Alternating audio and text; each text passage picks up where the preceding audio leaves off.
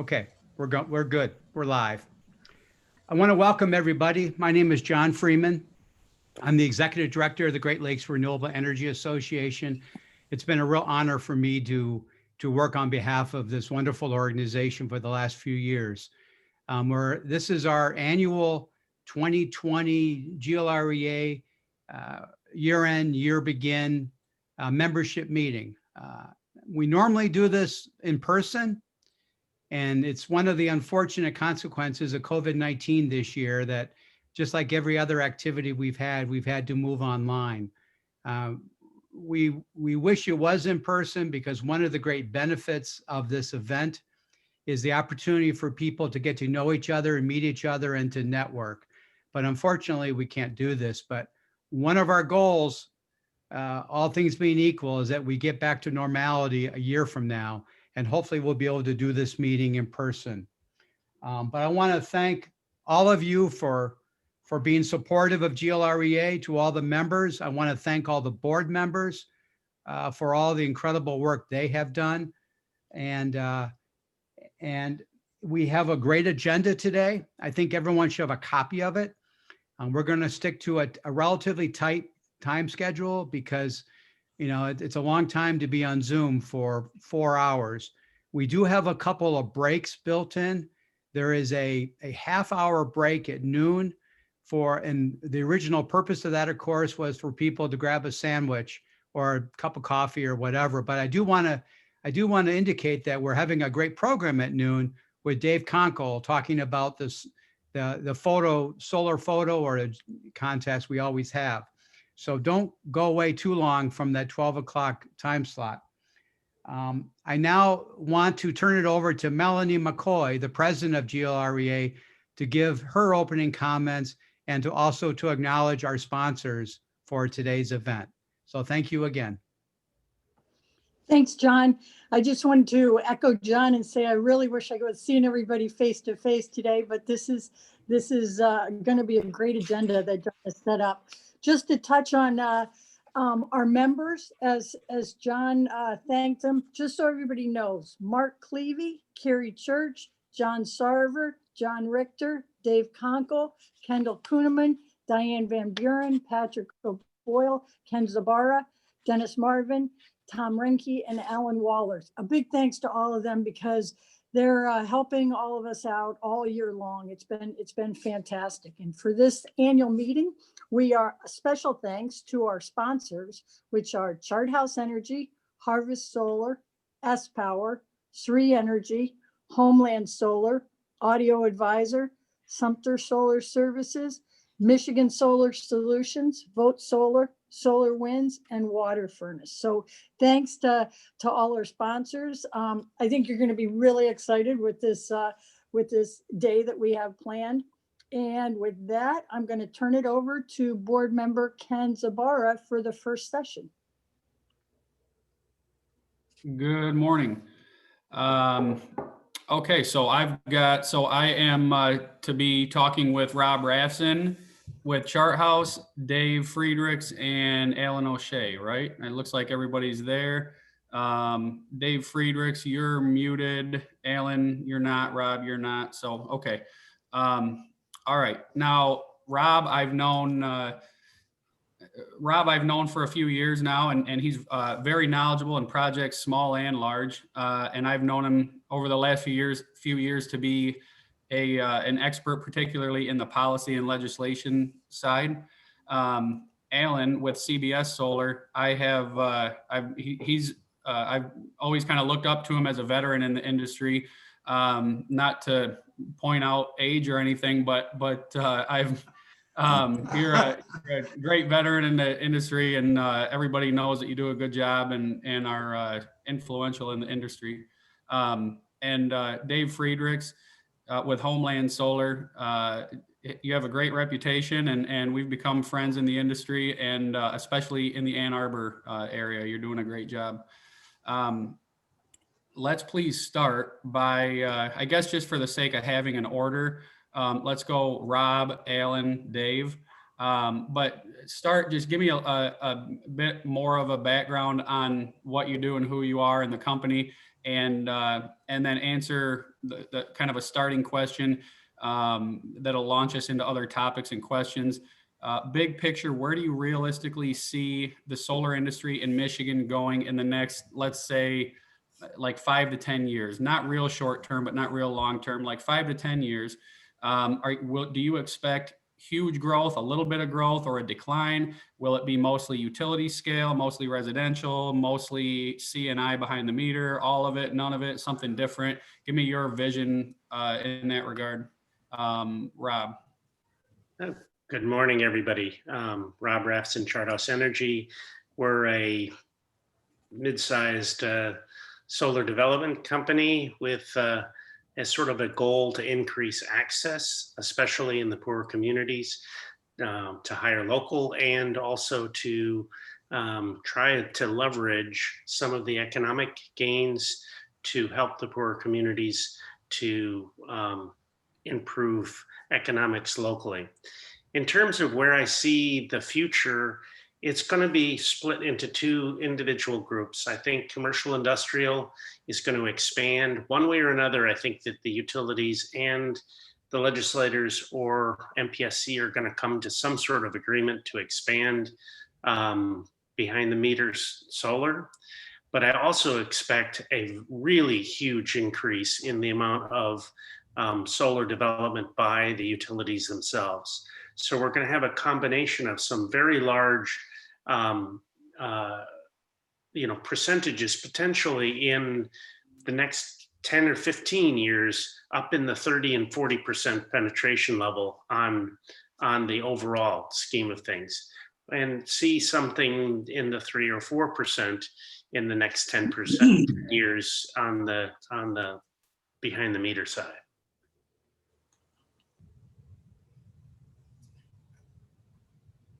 Thank you. Hey, before I ask you to go, Alan, I just wanted to say in the chat, feel free to ask questions along the way in the chat section. And if and when we get through, if there's questions there and we get through those, then we can open it up to verbal questions, but put any questions in the chat. Ken? Alan, you ready to roll? Ken, could I just ask a question? Yes, sir. Could we also have our panelists address the immediate changes that we're seeing between going from net metering to the distributive generation tariff, and what may happen if we're not able to increase the 1% cap? We can, but I was kind of starting with an overall image, and then have those kind of questions coming up.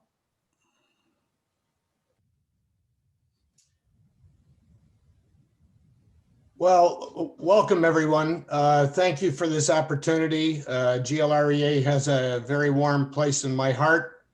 Rob, thanks for all the work you do. I read all that policy stuff you write and testify, and it's out of my wheelhouse. So my company, CBS Solar, has been around for a long time. I've seen 45 years of renewable energy starting in Detroit, and I can't tell you that I can't find a better time to be doing this for all of us aging executives than it is right now. Even though we get trepidation and fears, some of the changes that are taking place, Michigan is positioned to have the water, the land, and growth opportunities. I don't know where the legislature is going, but where we know we have a good presidential implication, and hopefully we'll be seeing some improvements in tax increases or tax write-offs. One year in 1985, we had 20% Michigan and 40% federal. So it didn't necessarily help sales as much as you may think.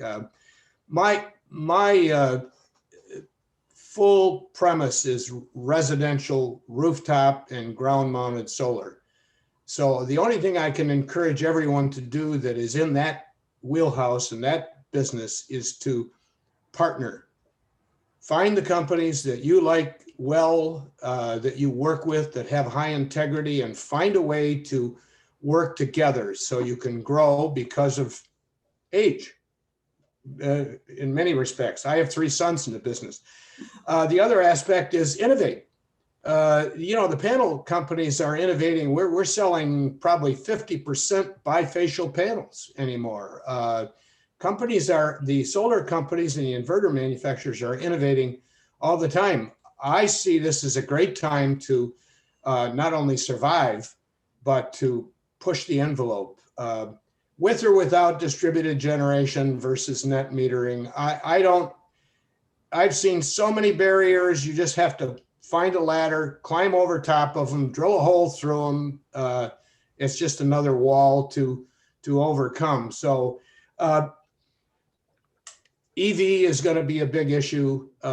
We are breaking records every year in the last 3 years. So I certainly have a lot more to say, but I don't want to take up any more time. My company is primarily northern Michigan at this time, and along the lake lines. So, and thank you for this opportunity.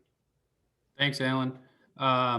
Dave, you want to go ahead, and do you want me to put up that rate diagram now or later?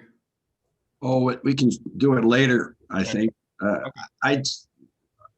Homeland Solar got into specifically solar after from the Energy Star building area, and our focus has been down here in Southeast Michigan, and we are, just do commercial, and we're I'd say there might be one small solar company in every county now, so that we've got 100, and I see the potential as quadrupling if we can get laws upgraded so that they assist us. We really are capped, or you might say kneecapped, by that 286 Public Act of back in 2008, and by the gift of 90% ownership of power generation to the IOUs. So the constraining choice is a constraint on us. So I say the jury's out in terms of where the market's going to go, but the potential is phenomenal. In fact, if you think it's kind of a different market right now, when you think we used to always depend upon the key was location, location, location. And I think because the sun's everywhere, it's going to become, economics and cost, and then what's legislatively the control issue. If those things favor us, solar just is absolutely unstoppable. It's the story of the future. We're just very glad to be part of it. Thanks, Dave. So John, what you mentioned, the cap. So it's there are a lot of different policy things going on, and a lot of different things in the industry. But it's obviously the big thing that is on most of our minds is consumers' energy hitting the net metering cap at the same time as finishing up their distributed generation rate case, and so there's this interesting situation that Rob and John Richter and a lot of people know a lot more than I do about it, but essentially we've hit the cap with consumers' energy on what they will allow for net metering, and the DG tariff kind of doesn't matter if the cap is hit, and so now essentially consumers is saying, hey, we'll double the cap voluntarily, but only if we get the rate we wanted, which is frankly not fair, not just to the solar industry, but to all ratepayers. And it's not, and it should be a lot more than doubled anyway. So there's, we're all frustrated by this situation. Let's go again, Rob to Alan to Dave, on, first of all, your opinion on that, and your professional opinion on the topic, and how it is changing your business model, if at all? Like, are you now incorporating more storage than you have in the past? Well, I should say, if that, right now we can't do anything, but what do you expect it to change? I disagree with you there. Okay, good. Well, Right. let's hear it. The key is that consumers and the other utilities are obligated by federal law to accept power, the excess power that's generated, the price of which is negotiable. So that's the topic that we have in all of this. One of the things that has made solar explosive is that the utility price of power in Michigan is extremely high. It's one of the highest in the Midwest. It's in the order of the highest nationally, especially up in the UP. So we've got and the price of installing solar has been coming down rather dramatically.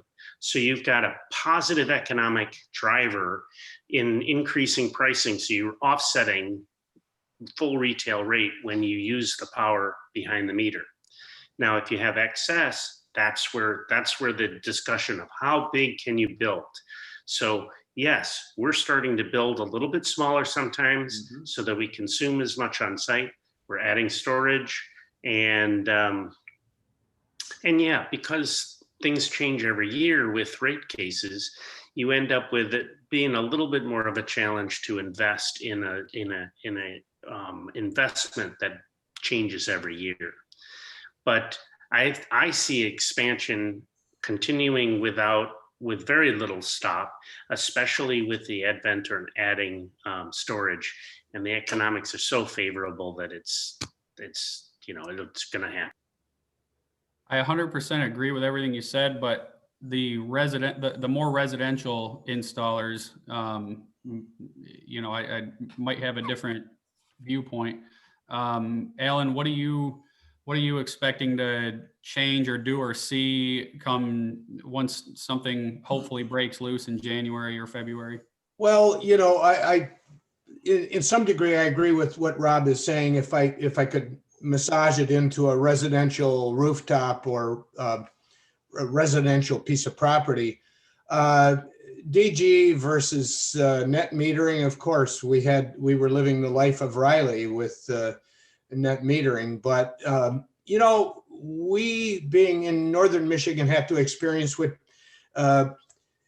Cloverland and a lot of the utilities that are cooperatives have already gone to paying 5-6 cents a kilowatt hour. So we've already adjusted our business model to downsize a bit, reduce the footprint, sell yourself, get a chance to sit and talk with the customer, and storage and other forms of efficiency, tracking versus anything to reduce the footprint and to make the solar projects more aesthetically pleasing to the consumer. So I see it being a roadblock, but I think most roof type, I guess if you call residential solar companies, we are making the adjustment. We've had to make it for a number of years. I mean, Ken, Cherryland, when did they change? They're paying 6 cents, 2-3 years ago.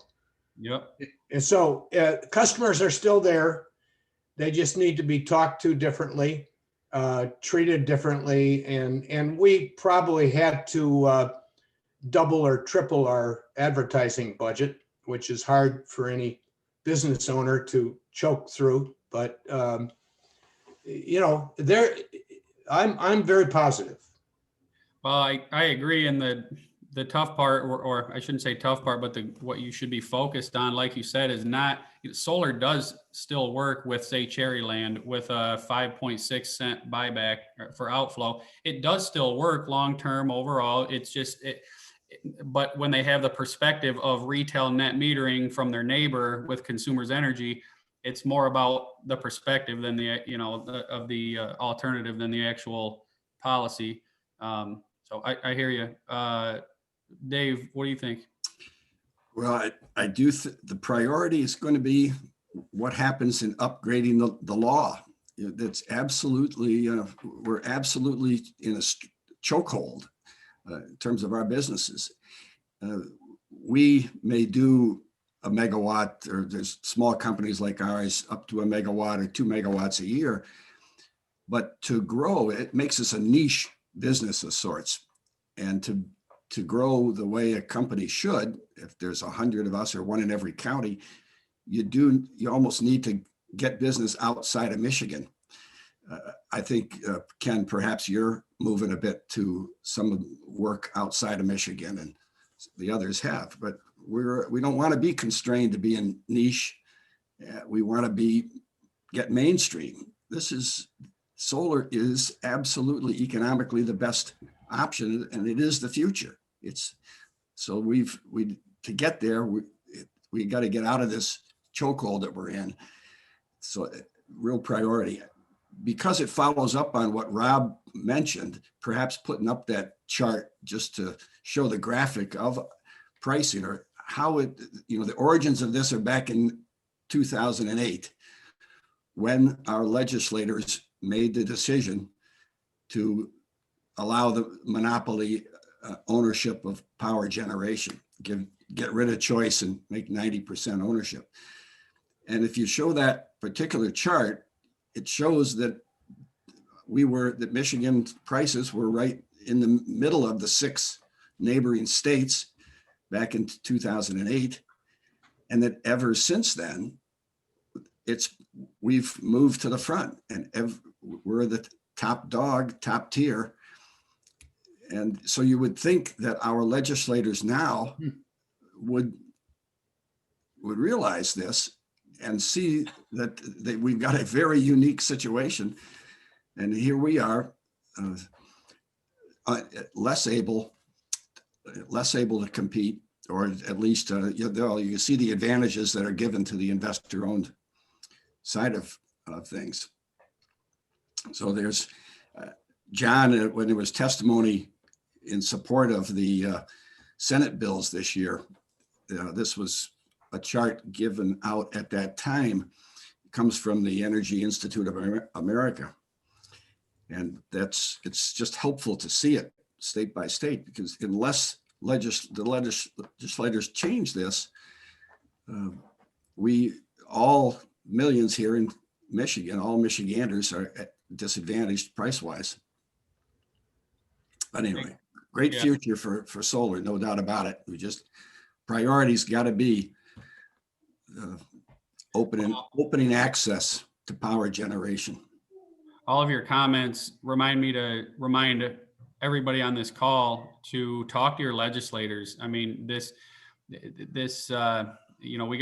have to remember, from my perspective, I think about how, when my excess energy leaves my house, it goes to my neighbor and the next neighbor, and that neighbor pays for that energy at full retail rate, as if the utility had to distribute it or generate it and distribute it. And those kinds of things need to be taken into account in these rate structures. And a lot of that's legislative. A lot of it's with the commission, but we need to talk to our legislators and just make sure that these policies are being set in a fair way, and that everybody understands all those variables. And Dave, you said that Harvest is doing a lot more work out of state. Well, we're still doing lots in Michigan, and it hasn't necessarily slowed down, but you're right. We're doing a lot more in Illinois now, and Indiana. And that's something that legislators really care about, is moving jobs and marketing money out of state. So yeah, let this be a reminder for everybody to talk to their legislators. My next comment or question for you guys is, Rob, you mentioned you expect a lot more solar by the utilities.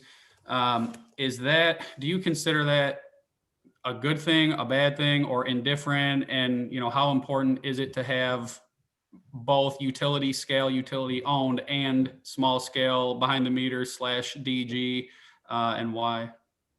Yeah, I think both are important. I think that as the utilities ramp up the amount of solar that they have in the market, part of the additional value created by a distributed or local generation sort of goes away a little bit, because Summertime, daytime peak right now is the peak of the utility. As they start generating more power at those times, they will reduce the amount of demand at those times, and it'll shift more into the evening, and therefore storage becomes much more important in the future. I think it's going to be really interesting, the blend. I think the utilities are doing a great job of keeping out competition. I think it's a challenging process that the utilities have created over time to make it challenging for anybody to go against the rate increases that they ask in each year. That's about it. Alan and Dave, do you Yeah, have? I have a couple quick comments. First thing that we have been trying to do, and we actually have meetings on this, is we encourage our sales staff and our company to be creative, because there are many opportunities for solar that aren't quite what we know at this time. You know, EV is a big topic. Pergolas, carports, structures that are already there on a consumer's home. But the other thing that I think is really important is many of our customers, at least in the north, and we have many Ann Arbor folks building homes up in Leelanau, so there's a migration taking place. I don't know whether they're going to leave Ann Arbor, but probably at retirement. We are trying to take some of these applications and listen to the customer saying, look, I want to be out of here. I want to be off grid. And they can't be off grid the way they know it at this time. But they're very creative. The consumer is very creative, and they're helping us learn how to overcome some of these issues. The first thing people think about is, they'll put a big power generator up there, but battery storage, we taking people to their goals in phases, 2 or 3 steps. It has very little to do with rates at consumers or DTE at this point in time. So I'm not exactly sure what the question is, Ken, but it was basically, Rob mentioned how there will be a lot more utility scale and utility owned solar, and relative to smaller scale DG, is that good, bad, indifferent? Do you need? I see the future as becoming increasingly for hybrid for economic reasons. I said it's not, energy's for everybody and it's here, but hybrid by hybrid, I mean actually DC in utilization. We're involved in building right now a DC site office for a community organization. And I'm involved a bit with an NGO called Emerge Alliance, which came out of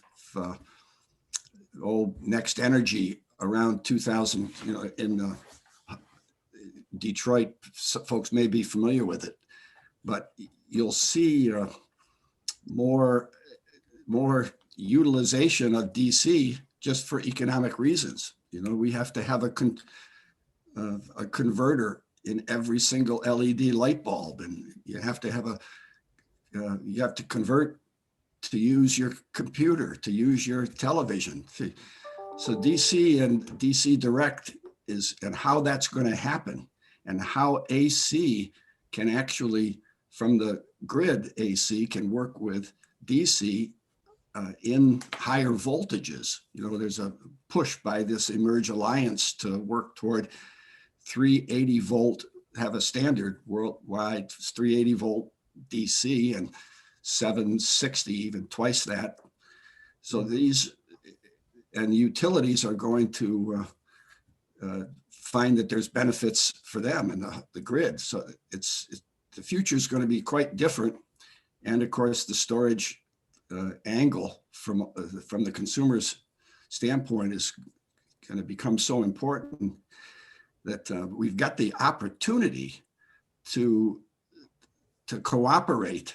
The AC side, if you think of utilities, the DC side, the consumers and the microgrids, and being able to have community solar or go across property lines and require that all new buildings have solar, so that we do things and move with the rest of the world. If we let ourselves be choked off from innovations, as is happening because of the elimination of choice and the closing of open access to the market, if we allow that to happen, we're just going to fall behind what's possible in Europe and the European Union's doing. We're going to fall behind what's happening in China and Asia, where they're moving ahead of us fast, and they're going to stay there because we've got legacy issues and an inability to cooperate and use the dynamism of an open free market that we really must use to stay in the game and not become dependent, stay on behind others.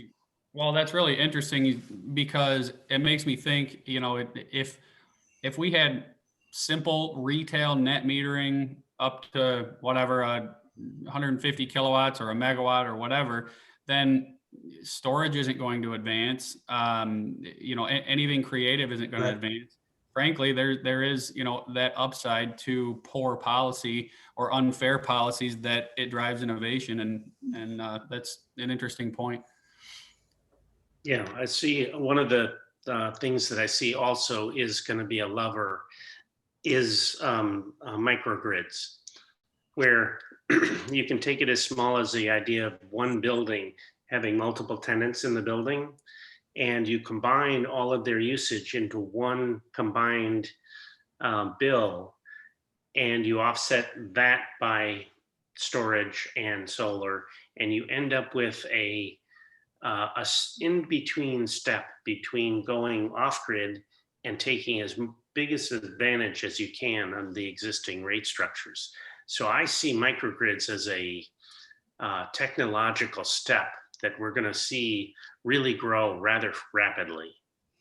Very much so. Let me just interject that yesterday I had a tour of a plant in North Carolina, a virtual tour on Zoom here, but I spent half an hour, 45 minutes looking at actually all the boxes, all the converters, and these electrical engineers who are into these systems, hybrid systems, are making them themselves. But they got one project that with Duke Energy that's going on that we took a tour of, and then a big warehouse with with 34 kilowatts of solar, but it came right down, and it was seamless. It was seamless operation of, they had storage, they had the AC, they had the DC, everything that operated direct DC, and it seamlessly transferred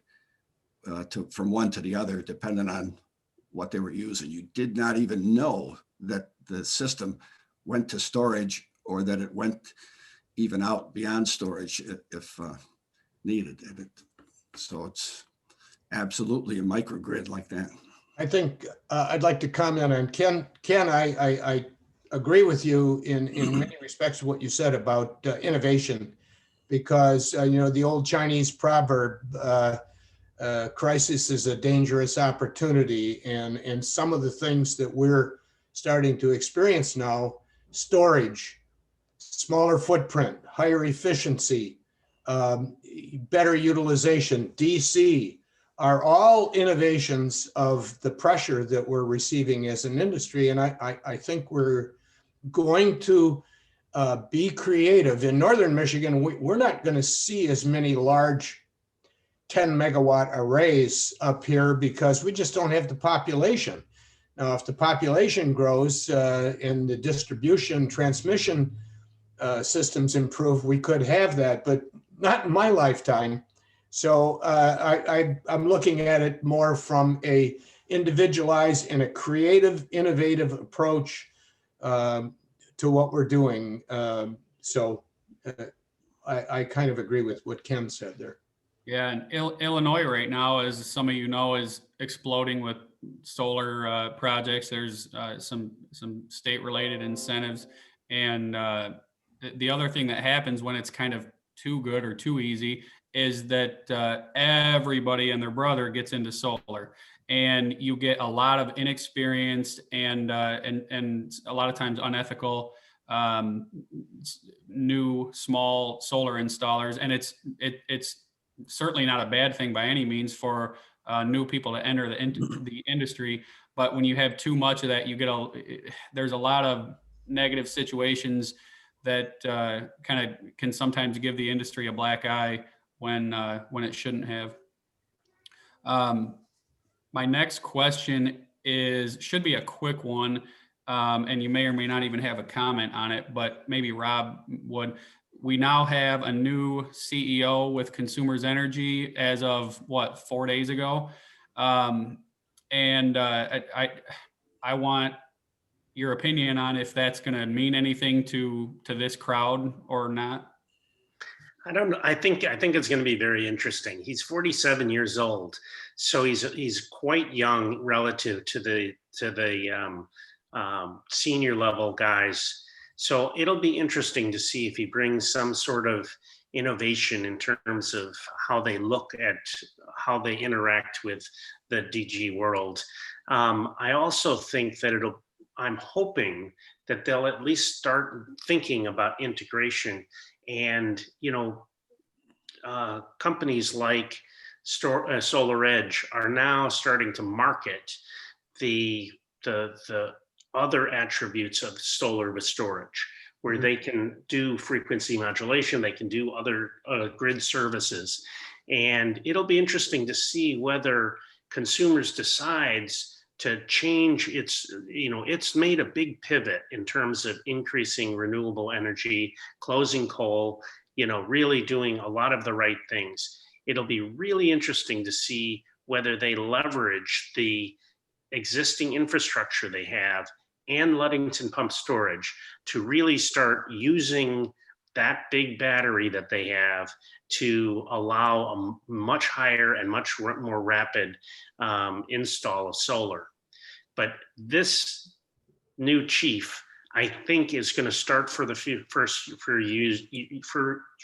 few years to follow the company line. It'll be interesting in the 2 to 3 year range when he's had a chance to really start to press on his ability as the president to make sort of corporate changes. So I don't see a short-term change. I see a long-term potential. Thank you. Alan or Dave, do you have a comment on that? I don't have any comment on that. I don't know him personally, but a couple of those we work with know him personally and have, think highly of him. But to me, it's really about how do we get open access power generation so that this can be a free market. It's all about whether we can become a free market. Right now, they have no reason to change. They've got monopoly control. We are at their, we don't have any power. So if we can create a free market, provide open access through it, the legislature may not be an option for us. We may not be able to do anything through our legislators. We may have to go to a plebiscite, and to change this, because it's not going to change easy. It's not going to be an individual change in the executive at Consumers. It's going to be realizing that a free market has real value for how we can get into our future. Well, just keep in mind that Consumers Power is not the companies that are sitting here. We can pivot a lot faster, think a lot quicker, put into action our actions and the actions of our friends, people like the GLREA. We can do it much better They're a brontosaurus rex in the eyes of my eyes. And when they've made a decision, they're backing out of coal. They want to take over the solar industry with large generated projects. Let them have it, because there's a whole wave band of applications that we as companies can take advantage of, and they will barely be able to turn their head to see what we're doing. So they're going to have some decisions to make in the next 3 to 5 years, and they might find out they've headed down, instead of on-bill solar done by us, they've headed down the pathway to own it all, and it's not going to work, in my opinion. I won't be here, but it's not going to work. I might be enjoying it from a different vantage point, Thanks, guys. All right, last topic before I go into some questions. I personally don't know much about or don't have a whole lot of experience with community solar and low-income benefits from solar.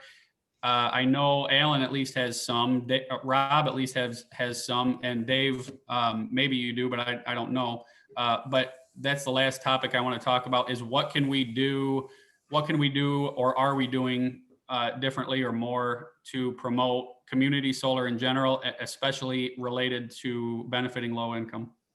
Yeah, unfortunately, the utilities have taken both low income and community solar as an absolute unwillingness to provide assistance to those people who need it. It is unfortunate that they have taken the attitude that solar customers are competitors, and therefore they've set in place as many roadblocks to slow or stop behind the meter installation, which also happens to adversely affect the poor people in communities. Hi. And so you end up with very high prices, in fact, ridiculous, like 45 cents a kilowatt hour for the poorest of the poor, because of the way that the rate structures are built to make it difficult for solar to be installed.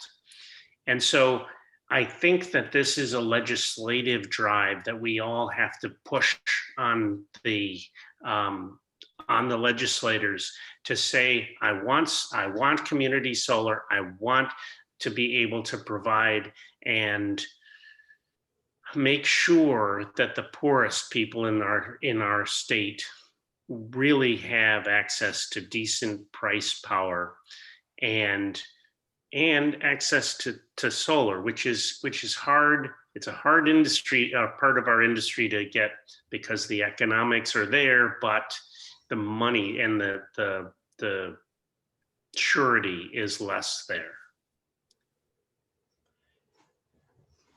Yes. Go ahead, Alan. I have a few comments. Of course, Cherryland is now increasing and moving their solar array, so it must have worked fairly well for them. One of the first community solar projects that we've had. But I see what's taking place, and this is where we can pivot and be faster. We are putting a program that we're going to be announcing this year that's going to address those that are less fortunate through GoFundMe and through small community interactions and looking for grants. And we're also collecting panels from people that are upgrading. We are going to do it on a local and a regional level to get solar on folks that could never buy it themselves, but they own their own home and they pay their own taxes. And for all of us, we should work closely with Habitat, because they're allowed. Habitat for Humanity is doing a lot of things in all of our areas that get the blessing of consumers or DTE or anyone else, and you can experiment with. We've got a project of 10 homes up in Traverse City. You run into some real problems. You can do a net zero home, but the homeowner doesn't know how to manage the project that they have. And so there's only half of the people that have these net zero homes are able to hit net zero. The rest of them saying, okay, forget it. Blame it on the kids. Blame it on your teenage daughters for too many showers. But so, there's a lot of good creative things that are being done. We just need to expand them and embrace them. And my comment is that you've got a municipal or a co-op utility, and therefore, some access to doing community solar, but we're in DTE territory. Yeah. The Lord knows the city of Ann Arbor would love to build out its landfill or to have community solar offered, and we're Tree City, USA, where we have 75% at least of our folks cannot own solar, and that's the reverse of home ownership. More than 2/3 of everyone owns a home, but I think 65% or so, and you flip that when you can't participate in community gardening or what we'd call like a solar owners association. It's in Michigan, you can have a unit can be comprised of solar panels. So you could have a SOA instead of an HOA, a solar owners association. And the units would be whatever number of solar panels anyone might want in that. And we could have 10 megawatts on a landfill or something of a community, but it would need to have rights, interconnection rights and an ability not to, and you can't have 90% power generation ownership, but guaranteed to the utility monopoly and go in that direction. Yeah. So we consider units or solar to be an essential, and therefore to be something that would be part of a life equity in a person's home. It's 80% productive after 25 years, adds 4 or 5% value to your property. So why it should be equity. Low income people need equity, and they could be tenants, but they could still own solar if it were allowed in a owners association, and they could take it where else they might go within that territory of the distribution monopolist. So lots of potential, lots of meaning economically. Thank you, guys. Well, if there's one thing I learned, I do, 5 virtual meetings every single day, and I'm just now realizing I can do a thumbs up or a smiley face. That's cool. The one thing that jumped out at me is to remind everybody about is what Alan said about about being net zero on paper, but not in reality, and remind everybody that efficiencies are at least as important as all this, to make sure you're using energy efficiently before offsetting it with solar generation. All right, I want to flip through the chat here, and I see some, they're not specifically questions, or not all of them. Let me flip through here and skim these, or you guys can unmute and ask a question if you'd like. I see what policy obstacles need to be removed to aid access by solar by low-income groups, and what policy innovations would help. We kind of touched on that here. If you guys have any specific comments on that, go ahead, and I'll continue. I honestly think it's going to be very hard to get the utility to be the center point of a community solar. I think that it's going to have to be a private entity that then sells shares in a solar array outside of the utility. I think it's just at this point there are states that have, and even utilities that have supported it, but I just don't see it in this state, not in the foreseeable future. Yeah. Yeah, we just need on-bill credits. Well, that's the next kind of couple of comments there. I see some on-bill questions. Pat said, commented on how Traverse City Light and Power just launched their on-bill financing. Do you guys know of any, or Pat, if you want to comment, are there any kind of upcoming changes or things going on with on-bill financing with any other utilities or entities? We launched Traverse, I think somewhere around, it would have been early October. We just actually booked our first full project where it's actually gone through. It did not contain solar, but it had a bunch of energy efficiency improvements.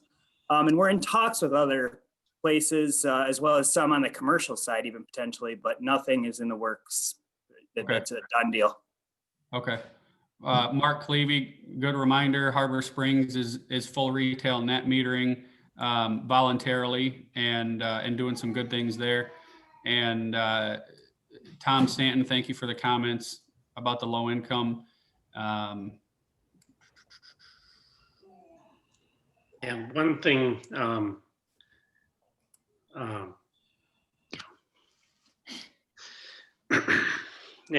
one of the things about the consumer's case that was brought up and indicated was that solar was proven in that case to be more advantageous and have a higher value than true net metering. So the idea that the utilities have forever said, oh, solar customers are being subsidized by everybody else is just complete Say it. wrong. And so true net metering, everybody says we've been wonderfully supportive of this. Reality is that the solar behind the meter customers should have been paid more and should be paid more. And that's what the value of solar study is and creates. And I hope that our Public Service Commission does accept that as both the AG, the administrative law judge, and the Attorney General both support a value of solar study to be done. Both of them support true net metering to be extended. And so I believe that is gonna, I hope that that's what goes forward. 1000% agree, Rob, and if or when that happens, consumers will then not want to voluntarily raise their cap, which makes it that much more important that we all talk to our legislators now. I totally agree with you. But the point is that the outflow rate does not depend on the cap. Well, you're right, but they're making it kind of related. Yeah, but there is C11.1 in the rate book deals exactly with the post DG world. And if that rate is not at 3 cents, which was what they want, and they put that at true net metering, then we have effectively removed the cap and not had to go through legislation. But I don't know that the commissioners are willing to go that far. Understood. Yep. Thank you. All right. In our last 3 minutes, I see a lot of really good comments in the chat. Did I miss any questions, or are there any specific questions for the panel that anybody wants answered? Or John or Freeman or to the rest of the panel, did I miss any topics that you'd like covered? Just a note on the low income, or how do you get low income happening? And there is that set aside for those that utilities are obliged to do for cut off, people that lose or can't afford their winter pricing. And this does get into the UP, but we put a dozen systems in with a nonprofit that uses that as a source of funds to address specifically the low income market. And that might be to always have a 25% write down of what the consumer might have to invest in for solar due to funds that could just be repurposed within budgets that the IOUs already have, might be a way to help low-income solar to happen when, say, as federal tax credits go away or lessen, and we know we need that extra boost. Like for agriculture, the REAP is a great program. To have that similarly set up with existing funds, just repurpose them a bit, makes sense for me to help build equity for low income and very low income. I agree with you, Dave. I forgot to say, but we are working with a 501c3 nonprofit as well. The way to do that is not only can they facilitate the low income residents much better, but they have a lot of grant capabilities that we as for-profit companies don't have. So I think it's important, as I said early, my first statement is partner, work with, be creative, and we'll not only get through this, we'll be the victors. And I think Dennis Marvin may have a question or a comment to make.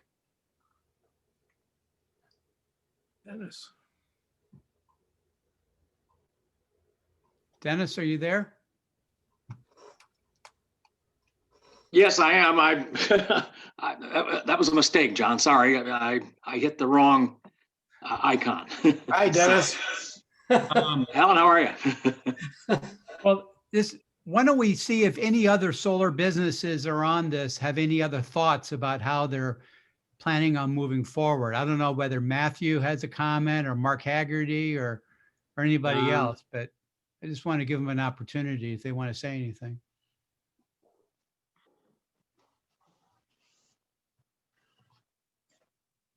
Yeah, I wonder how Mark, aren't you working down in Detroit with some nonprofits in low income solar? Yeah. Is Mark on? Yeah, I mean, he may not be on. Oh, Well, back to you, Ken. Well, it's 11 o'clock, John. We can stop. The only other thing I was going to ask if anybody had any perspective, because I don't have much experience or knowledge on it, but on the federal level, is there any inside information or expectation or hope for what might happen on a federal level right now, or probably too early to even speculate, or what? Well, I think that's going to be covered hopefully by Jigger Shaw, Oh, who's you're our right. next panelist. Yep. We sent Jigger a list of topics that some of our members suggested. And I think John Sarver was the one that asked about what Jigger thought the future may hold in terms of the new Biden administration. So, Yep, you're right. And it's 11:01, so I think we're probably good here and right on time. You want to take the agenda says a break until 11:10. You want to do that? yeah, unless anybody has any burning comments they want to make just to wrap up this panel. Okay, so why don't we just take a couple minutes? The next panel is supposed to start at 11:10, and so we'll get started. I want to make sure we start on time. I don't know if Jigger is on yet, but Thank you, by the way, Rob and Alan and Dave. Oh, you're welcome. Thank you, Ken. Pleasure. Yeah.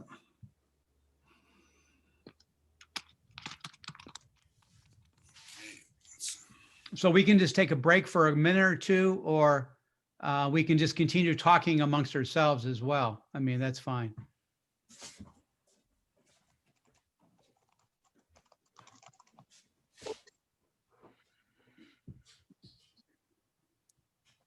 John, I had a question about the questions. Is there an easy way to use a Zoom format so that at a later date we could see all the comments were made and who made them? If we wanted to have a follow-up discussion, on the phone a week or a month from now. Lee, that's a great question. I've been looking at the chat, and I was wondering whether, in addition to recording this, whether we can get a copy of all the comments that have been made. Yeah, you can, John, I've never actually done it. I'm just looking at it, but I can click chat. I can click on save chat and then save, and it saves in a file that I can export to wherever.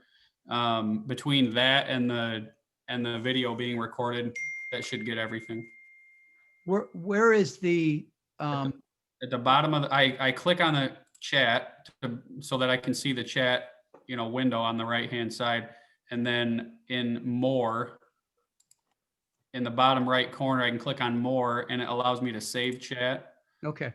And then it lets me click show in folder that now I can, see and move around or dump into a Word document or whatever.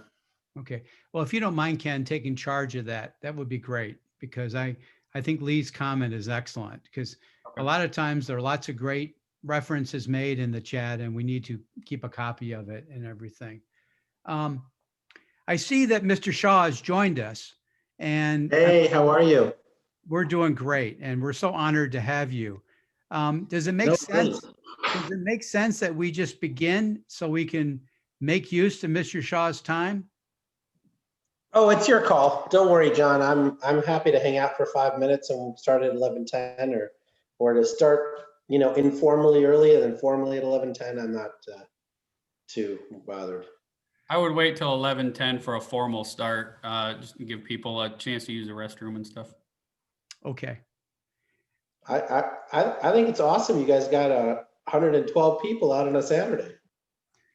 Well, we normally do this meeting in person, and we utilize it for lots of networking. So I've been very pleased and, appreciative of the fact that we had to be nimble this year, just like everybody else around the country, in terms of utilizing, virtual online for all our events. But I think it really speaks to our members as well as the quality of the presenters. And I certainly think you joining us makes it easier to develop a good turnout. So, yeah. So we just got done discussing how various businesses in Michigan are grappling with the changing environment in terms of net metering and whatnot, and the 1% cap that I sent you some information on. And we had some good discussion. So That's great.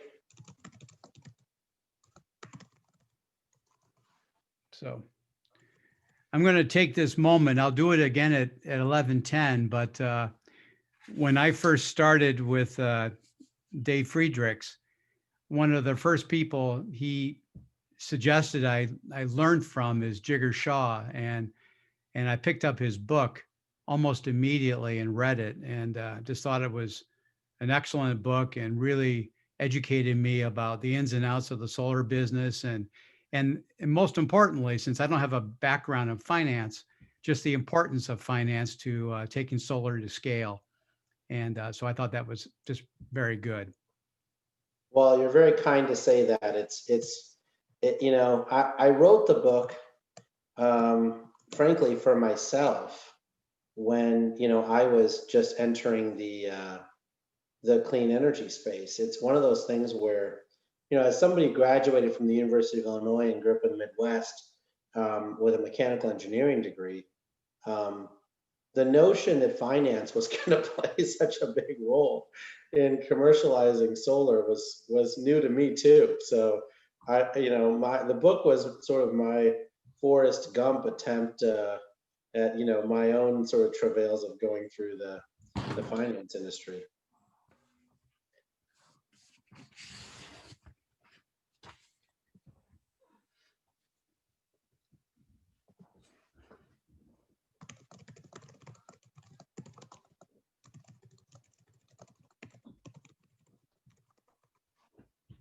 I also want to make a plug for, and I'll do it again in a minute, for the Energy Gang. For those of you that are interested in just learning about all aspects of renewable energy, it's a huge, huge discussion. Listening to the Energy Gang, a podcast, is just a super way of really learning about all aspects of renewable energy. And it's free, and it's on Green Tech Media. And I sent out a link to one of the early episodes a couple weeks ago, and I hope people had a chance to listen to it, but it's very, very good. And so. Well, again, thank you. I just wanted to speak up. I don't know if can anyone hear me? Anyone can nod or. Yeah, go ahead. We hear you. I just wanted to comment there, John. There's also a very good piece that NPR published a long time ago. It's a podcast of the world's largest battery. I don't want to spoil it. I'm sure a lot of people probably can guess what that the world's largest battery is. But if you Google it, world's largest battery, it's a great listen.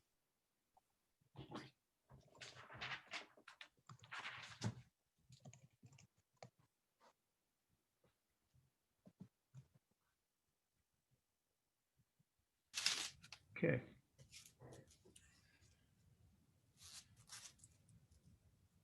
In fact, I might try to find it and post it down in the messages. It sounds great. Thanks, Evan. Great. Okay, we're going to get started, and we're going to start right on time at 11:10.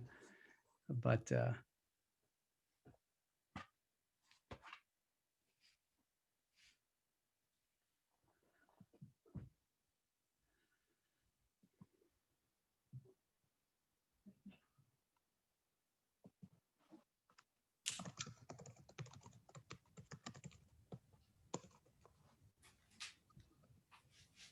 okay, let's get going.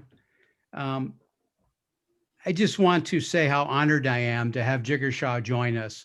When I sent him an email several weeks ago, I didn't have any idea whether he would be able to join us or not. But when he immediately replied and said he would love to come on our program, I just thought it really was an indication of his true character as a leader and a mentor, and just being on the cutting edge of developing renewable energy in the United States and around the world. As I said a minute ago, when I first started working with Dave Friedrichs back in 2013 or 14, one of the first people that Dave recommended I follow and learn from is Jigar Shah. And I can't recall whether Dave recommended me reading his book or not, but it was just a superb book. And let me bring it up right here, called Creating Climate Wealth, Unlocking the Impact Economy. It's not a super long book, but it's just full of excellent information. And literally in the introduction to the book, as I said a minute ago, I don't have much of a background in finance, but one of the first things that Jigar said in the introduction was, to grow the solar industry, we must tap into mainstream investors and not rely upon impact investors. And that just struck me as being so right, because as I've gotten more into this business, I've realized how important it is to getting, loans available and capital available for people. And it just can't be from niches, but it's got to be from the mainstream. So let me give a little bit of background on Jigar.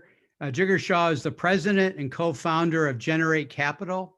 Prior to co-founding Generate Capital, Jigar pioneered the, quote, no money down solar as the founder and chief executive officer of SunEdison, which unlocked a multi-billion-dollar solar market and made SunEdison the largest solar services company worldwide before its acquisition by MEMC. As I said a second ago, Jigar is the author of Creating Climate Wealth and is a co-host of The Energy Gang with Stephen Lacey and Catherine Hamilton. Again, this is an excellent podcast. It comes out, I think, every week. Last night, I listened to its most recent rendition, and there was just a fascinating discussion about what the Biden administration may do, literally requiring corporations and companies to start disclosing climate risk as a part of their financial reporting obligations, and how that could potentially just be a real change in the industry for supporting the expansion of renewable energy and for addressing climate change in a much more serious way. And Jigger holds an MBA from the University of Maryland and a Bachelor of Science in Mechanical Engineering from the University of Illinois at Urbana-Champaign.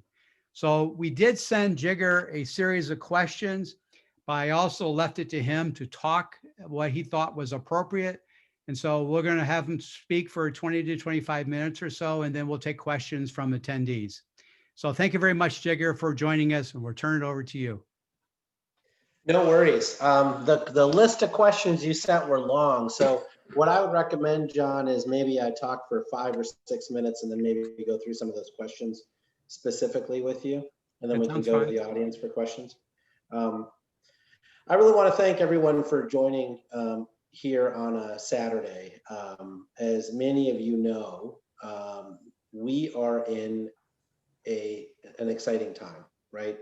It's not really about the presidential election, frankly. It's more about the status of the solar industry. I think that even under the Trump administration, I think the solar industry had, 4 record years.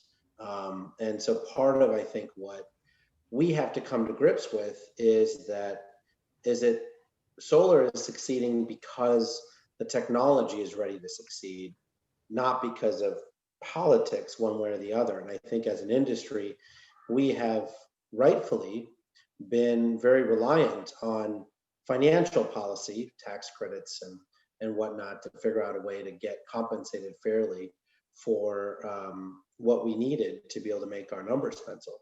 But I think going forward, we have to act a lot more like the rest of the electricity sector. And we have to figure out how to use the powers of the Public Service Commission and the powers of the legislature and the powers of the Electric Utility Zone Analysis to help bring about a more efficient, a better structured, more full serviced electricity sector. When you think about where we are today, our technologies and our people matter because they solve problems for homeowners and for businesses, right? I mean, the reason why there's so much energy around solar energy is because people actually want it. And so if there was an equal amount of energy behind fuel cell, energy for homes or whatnot, then, we'd be talking about fuel cells for homes. And so I think that part of what we have to recognize is there's a shift occurring.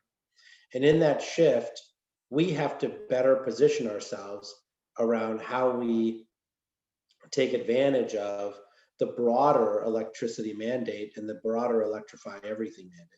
I think there is a continued thought process in the part of electric utility companies that they're going to be able to operate the same way that they have operated in the past and continue to be able to see underlying kilowatt hour growth, right? And I think the reality of the situation is in places like Michigan, we haven't really sold more electrons since 2003.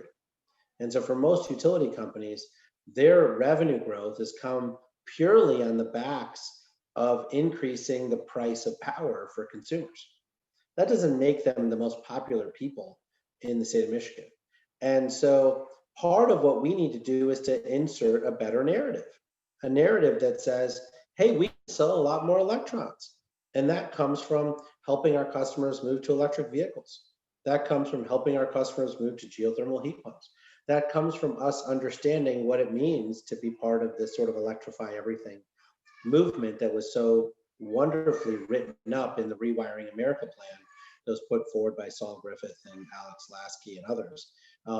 And so I think that part of what I've been talking with folks about is how we actually put what we're doing in context with where we actually think that the electric utility industry needs to go to meet our decarbonization goals, which I think at least on the surface, several of the electric utility companies in Michigan and others have announced that they want to be a part of that solution.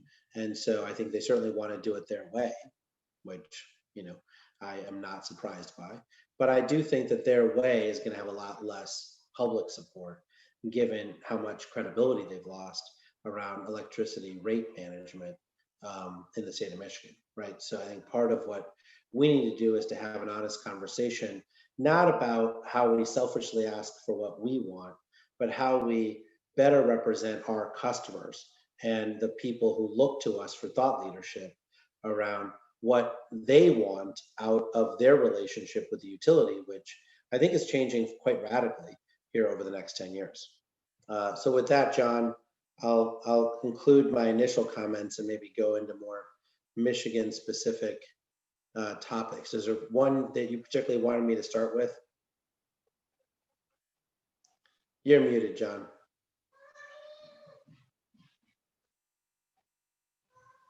John, you're muted. I think we should talk about the very first question. We have a situation in Michigan where, the investor-owned utilities are expanding utility scale solar.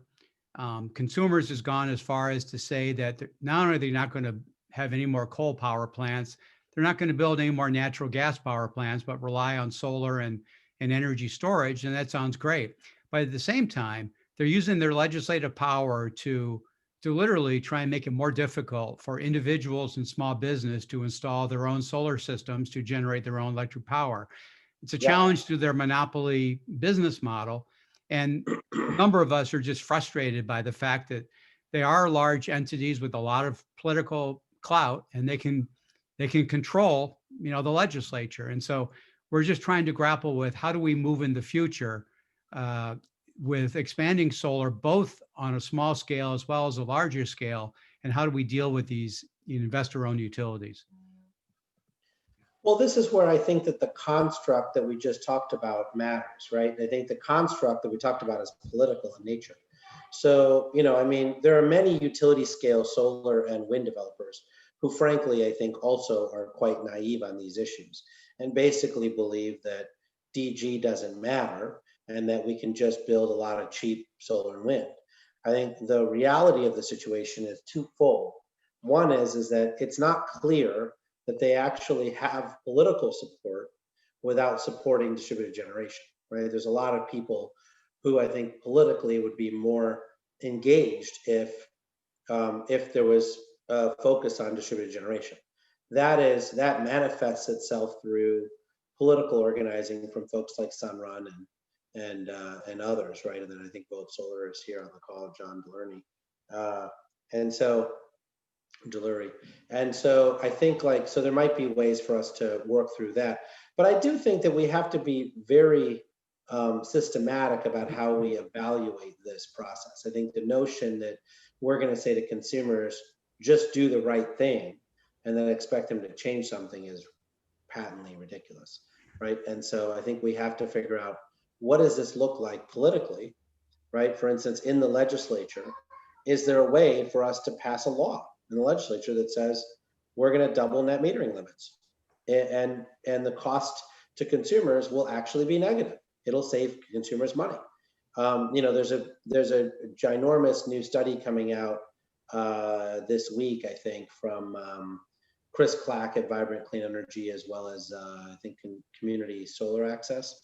And they're basically saying through really rigorous analysis that the cost of upgrading transmission and distribution lines is so high that while we need to do it, that it is quite a bit cheaper to marry utility scale solar and wind with distributed generation, even if that distributed generation is 6 times more expensive per kilowatt hour because of the savings on distribution grids and transmission grids. So that to me is a way that you can use data to make your case to legislatures directly. I think it is, entirely possible that in the state of Michigan, the Public Service Commission and the utilities are completely in cahoots with each other, and that you need to go to the legislature to get this done.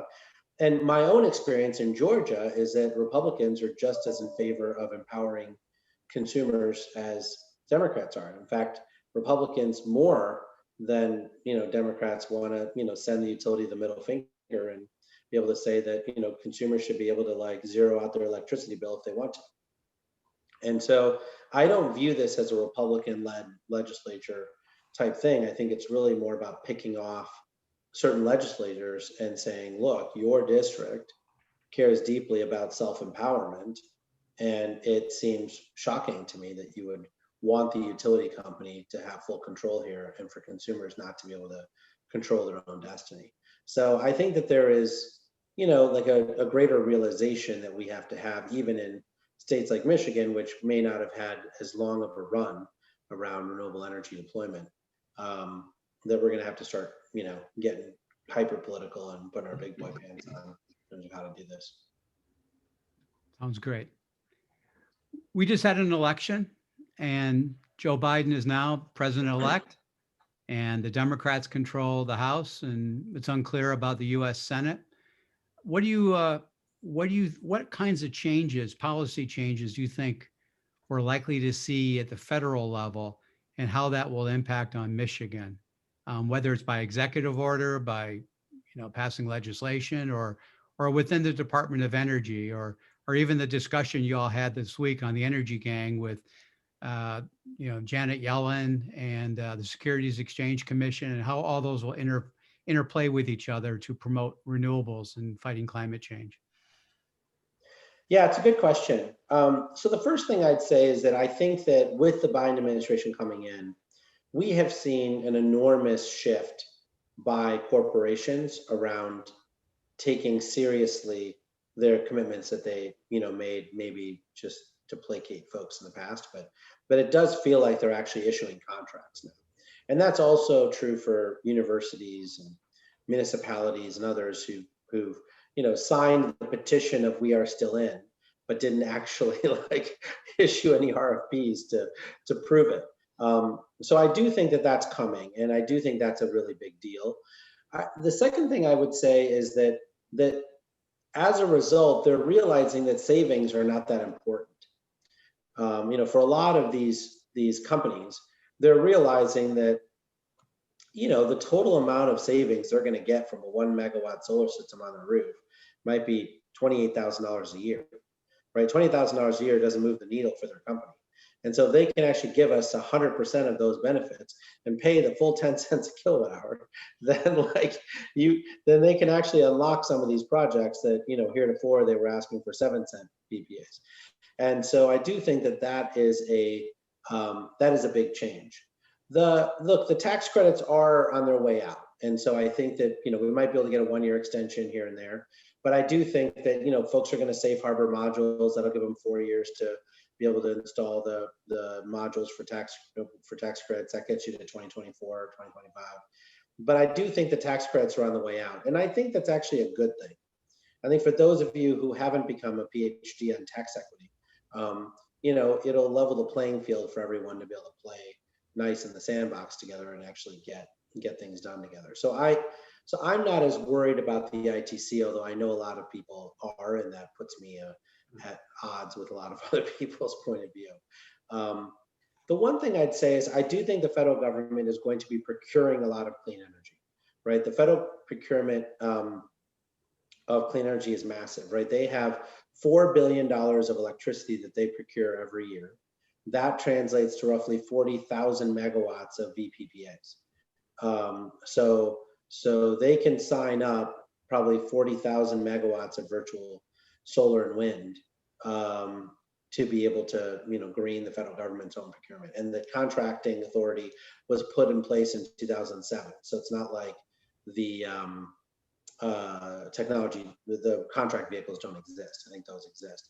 But I do think that where we have found the most success and the most durability, and I think this will be true even in the Biden administration, is in the state legislature.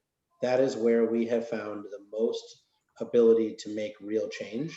And I don't think that you should believe any different under a Biden administration. I don't see how Mitch McConnell or any of the other folks have learned any lessons around why they should be bipartisan. In fact, I think they have been rewarded every time they have not been bipartisan.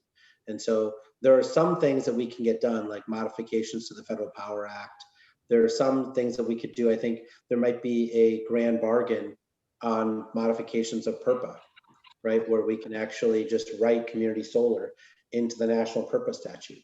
So I think there are things like that that can be done. But I think this notion that we're going to pass a clean energy standard or anything like that that mandates things from the federal government level, I think will be difficult to come by. Do you see the Department of Energy doing anything differently with the Biden administration than with Trump? Well, I mean, frankly, I think the Department of Energy loves to do research, and they will continue to love to do research. I do think that the Sunshot program was quite successful under the Obama administration. I do think there's a way for them to replicate that. So that, if you remember, was really focused on soft costs around solar, right? So they've seeded, companies like Energy Sage and others that allow consumers to shop around and some of those things. And so I do think that there will continue to be a focus on these small grants to enable these small companies that have this sort of middleware layer of cost reduction. But I don't see, I don't see the Department of Energy doing, a lot more than that. Okay. Let's change the topic to PURPA. Rob, you asked a question about that. There have been some changes to PURPA. They opened up a new case, U-20905. And I guess that was done in Michigan to discuss the recent FERC changes in Order 872.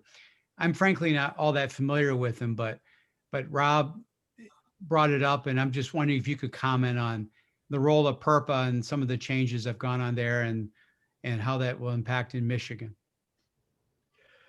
Well, I do think a history lesson is in order here, right? I mean, the whole purpose of PURPA was to say to electric utility companies who were insistent upon subsidizing underwater generation that if somebody could prove that they could provide power at the avoided cost, they would have a right to do so, right? And the way that this was used was frankly to stand up AES, Calpine, Mirant, and all these other big coal and natural gas companies and independent power producers, right?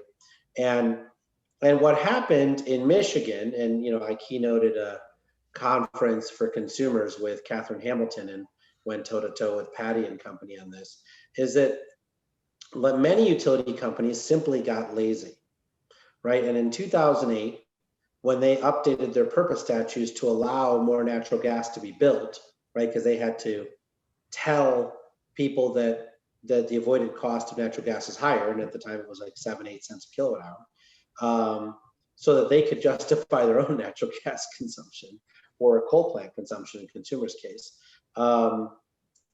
They had simply forgotten to update the PURPA numbers.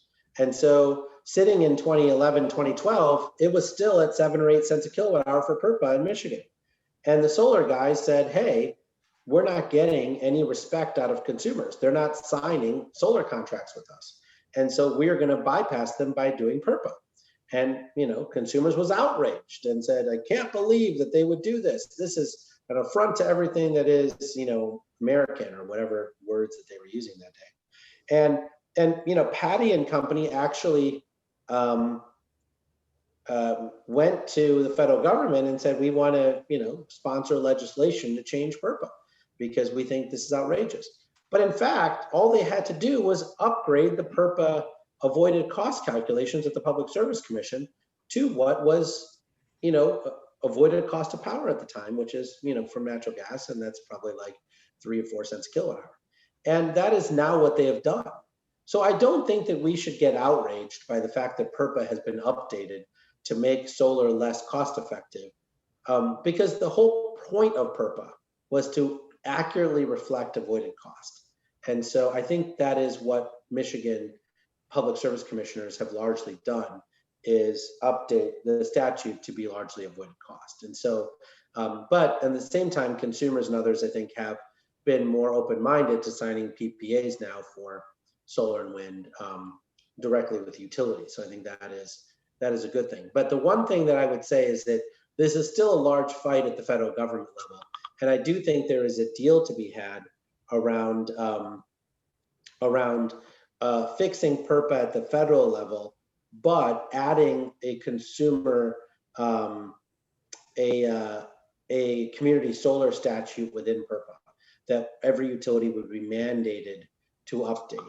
And, and that to me is part of this working with figuring out how to support low, moderate income consumers, figuring out how to support those of us who may not have ready access to rooftop solar.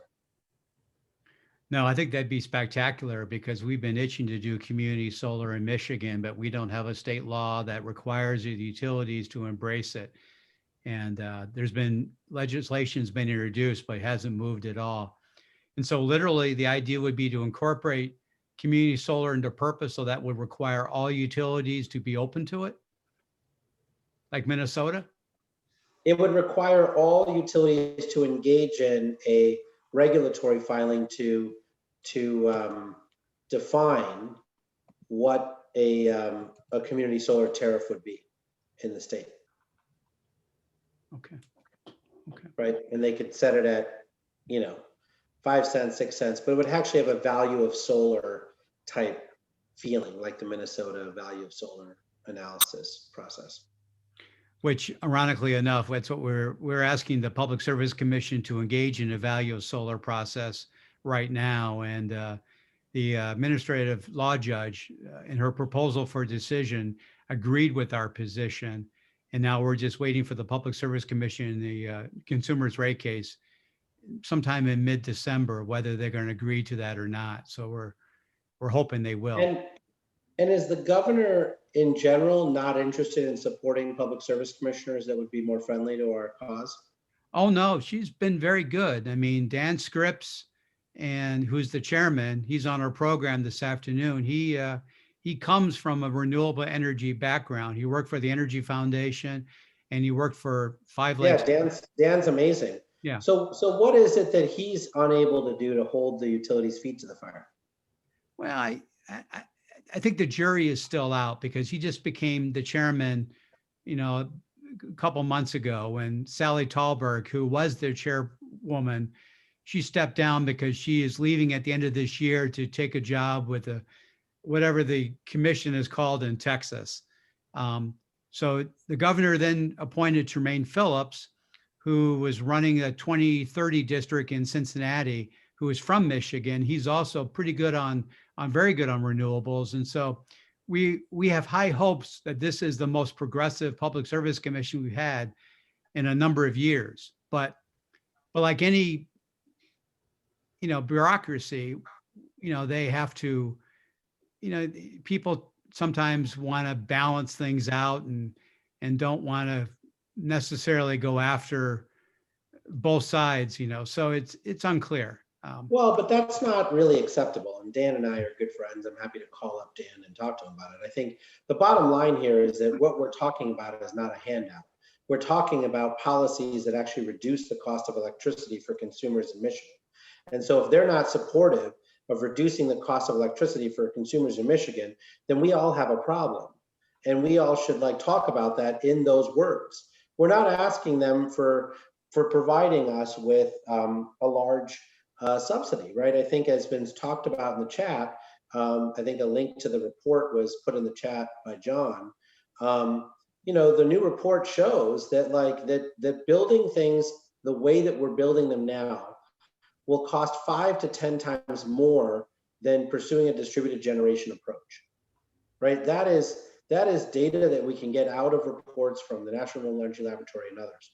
And I think for us to basically cede ground in this area is outrageous, right? And I think, like you said, the ALJ has already agreed that the value of solar tariffs should be studied, et cetera. I just think that, we should all be demanding that, that utilities, particularly in the Midwest, I mean, you look at the utility that is the most bold around decarbonizing in the entire United States of America is NIPSCO in Indiana. Right? And the reason that they're so bold is because they say the numbers are so much cheaper. They're not bold because they're actually progressive or Green New Deal or they're acolytes of AOC. They're bold because they want to actually genuinely help their consumers. And I just think that it's critical for Michigan to start using that terminology and that verbiage. No, I think that's right. John Richter, do you have a comment at all, or Rob? You want to weigh in? I just say that, the situation in Michigan with DG is particularly complicated by the state legislation that left in place this kind of old net metering cap of 1% of summer capacity. And, the commission probably doesn't have the authority to overrule that. And that's given the utilities quite a bit of leverage. Okay. Yeah. Well, we got to find something utilities actually need out of the legislature and figure out a way to hold it up. No, I think that's exactly right. Okay, why don't we cover a couple other topics and then we'll open up to questions from attendees. I think there was a question about the role of microgrids for community resiliency. Yeah, look, I think that there is, a real tangibility, I would say, today around community resiliency that there wasn't, just 15 years ago. There are entire communities that have been browned out in California due to wildfires. There are entire communities that are regularly out of power in Houston because of persistent flooding. There's, regular events that are occurring now that, we attribute to, I think, a changing climate, but can also be attributed to an old utility grid that is, not been kept up to date. And so I think when you think about the economic value to a city, right? I mean, and COVID has made this super clear, right? I mean, the loss of sales tax revenue, for instance, to some of these cities due to COVID is massive. And the question is, like, do we have the technology today to be able to provide a level of protection to these communities? And the answer is yes. Right now, whether you do it through a thermal mechanism combined with solar and battery storage, or whether you do it just through solar plus storage, is each person's, point of view. But I certainly think that we're seeing, particularly in Ohio, but I would say Michigan as well, the ability to actually deliver cheaper cost per kilowatt hour through a microgrid at a 40 megawatt scale than buying power from the grid. Okay. Well, why don't we open it up now? So if you have a question or a topic you'd like Jigger to comment on, just unmute yourself and feel free to ask a question. Hey, John, Ed Rivet. I saw a question go through the chat box earlier. Ed, why don't you introduce yourself, who you work Sure. with? Sorry, Ed Rivet, Executive Director of the Michigan Conservative Energy Forum. And I saw a question go by in the chat box earlier that was similar to mine. It had to do with the Biden administration and so forth, if there was any discussion of a carbon tax, carbon fee, et cetera. And I bring this question up, Jigger, because I was at the EF Midwest conference back in Chicago a year and a half ago. And I think you shocked the room when you said, hey, don't bother with the carbon tax for now, because politically it's just not going to happen. So when I saw that question go by, it reminded me of your talk there in Chicago. Dan Scripps was there. I was there. Dan was still with EF. I think it was just before he was. Dan was the one who invited me to speak there. Yeah. And so I think you kind of shocked the room when you said, don't bother with the carbon tax. And I'm just curious of your thought. Now we have an administration change. Is your view different? Do we just technologically just move past the idea of the political side of a carbon tax? Yeah, look, I'm not the smartest person in the room on this. Like, you're probably smarter than I am on this stuff, right? If you're Nancy Pelosi and you're thinking about what happened in 2009 with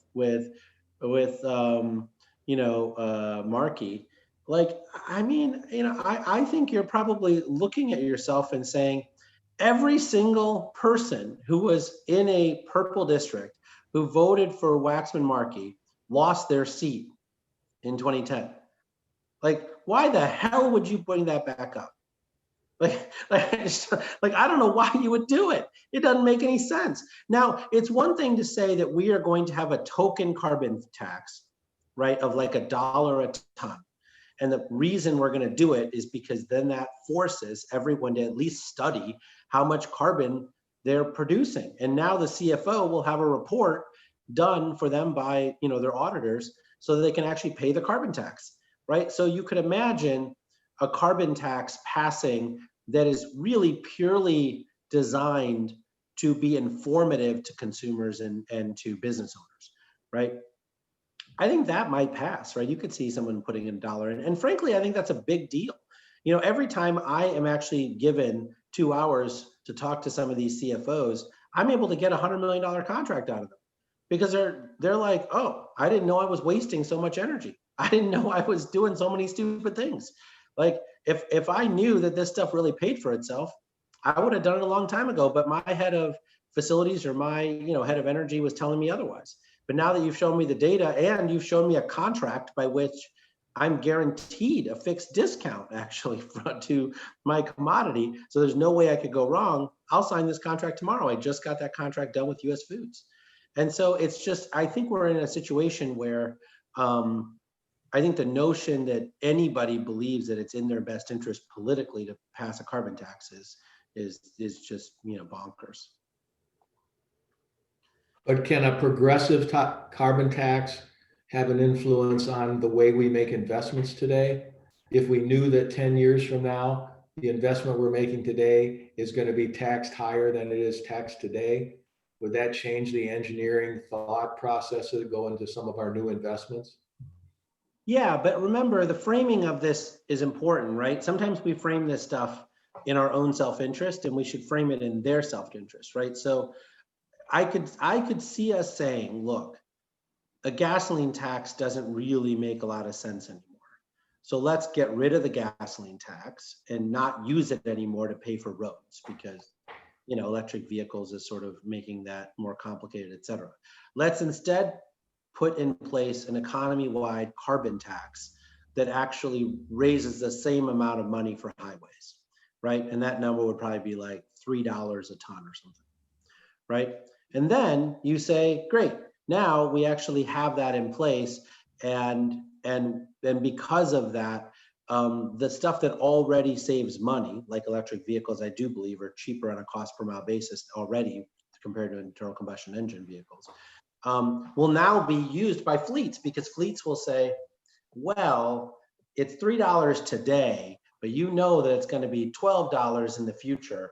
And so we better start planning for converting all of our, you know, fossil fuel cars to electric vehicles or whatnot, right? And the same thing's true with coal plants. When you think about RGGI in the Northeast, I mean, just a $3 or $5 carbon fee in the regional greenhouse gas initiative over there has, you know, really changed a lot of generation from coal to natural gas and now to renewables.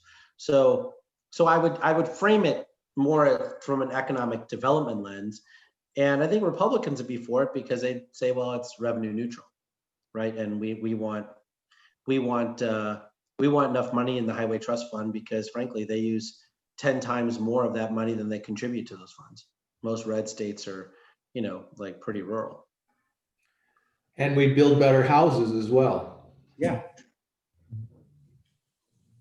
Jigger, got a question about strategy, really. Here we have, since 2008, the 90% ownership to the IOUs of power generation. And you may remember FERC 2000, where there was actually the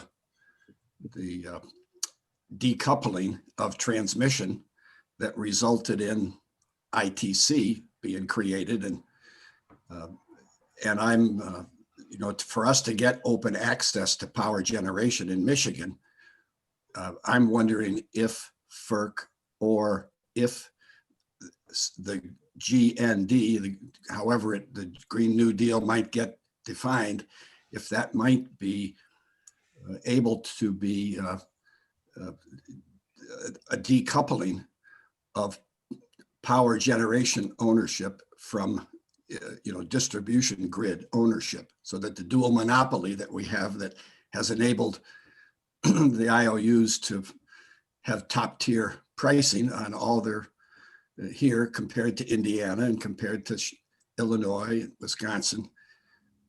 might be able to be done federally as part of Green New Deal or FERC or something, the way that the decoupling of transmission happened with FERC. Yeah, I think that's likely, but remember that like part of this is just figuring out again where the politics lie, right? So I think you could absolutely change the Federal Power Act.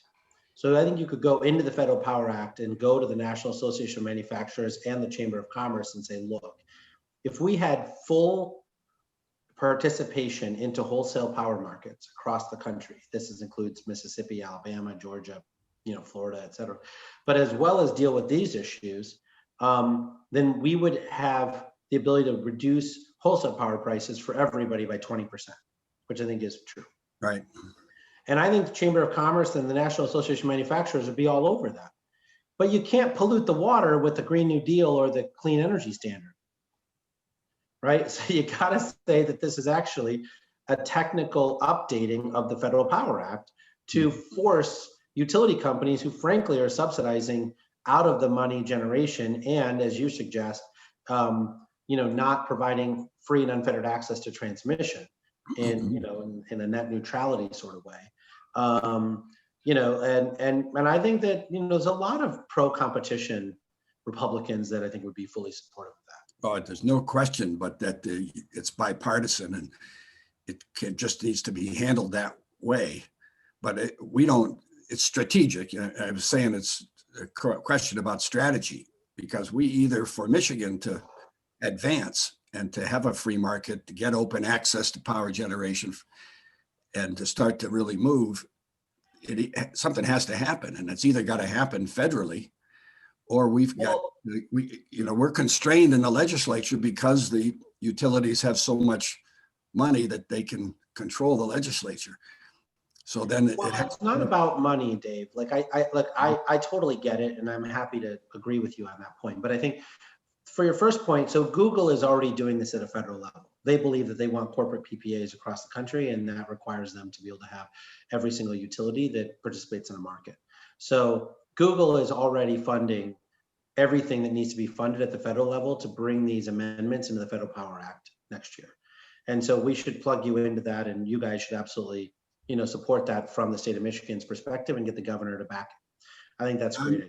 That's on John's table then. Okay, John.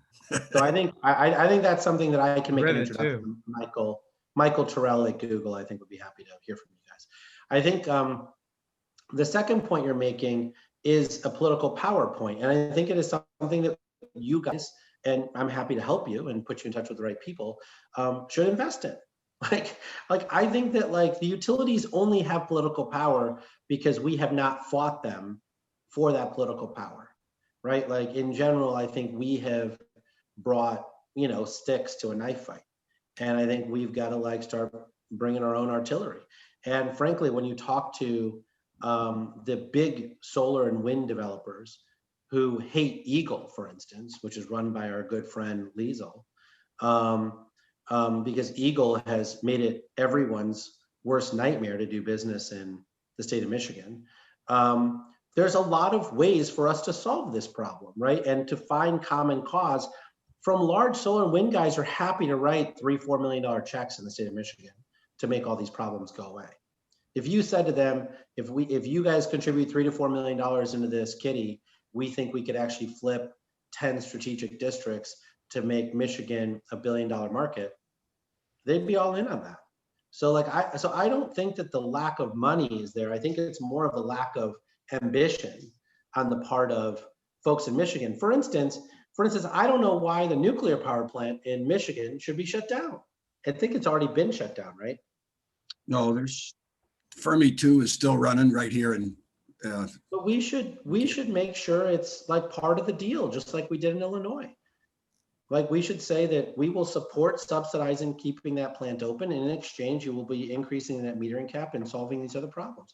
And you create a grand deal, right? And you get the votes together. And I think that in one cycle, I think we could probably flip 10 seats if we all worked hard to try to figure that out, right? I just wanted to speak up really quick regarding this.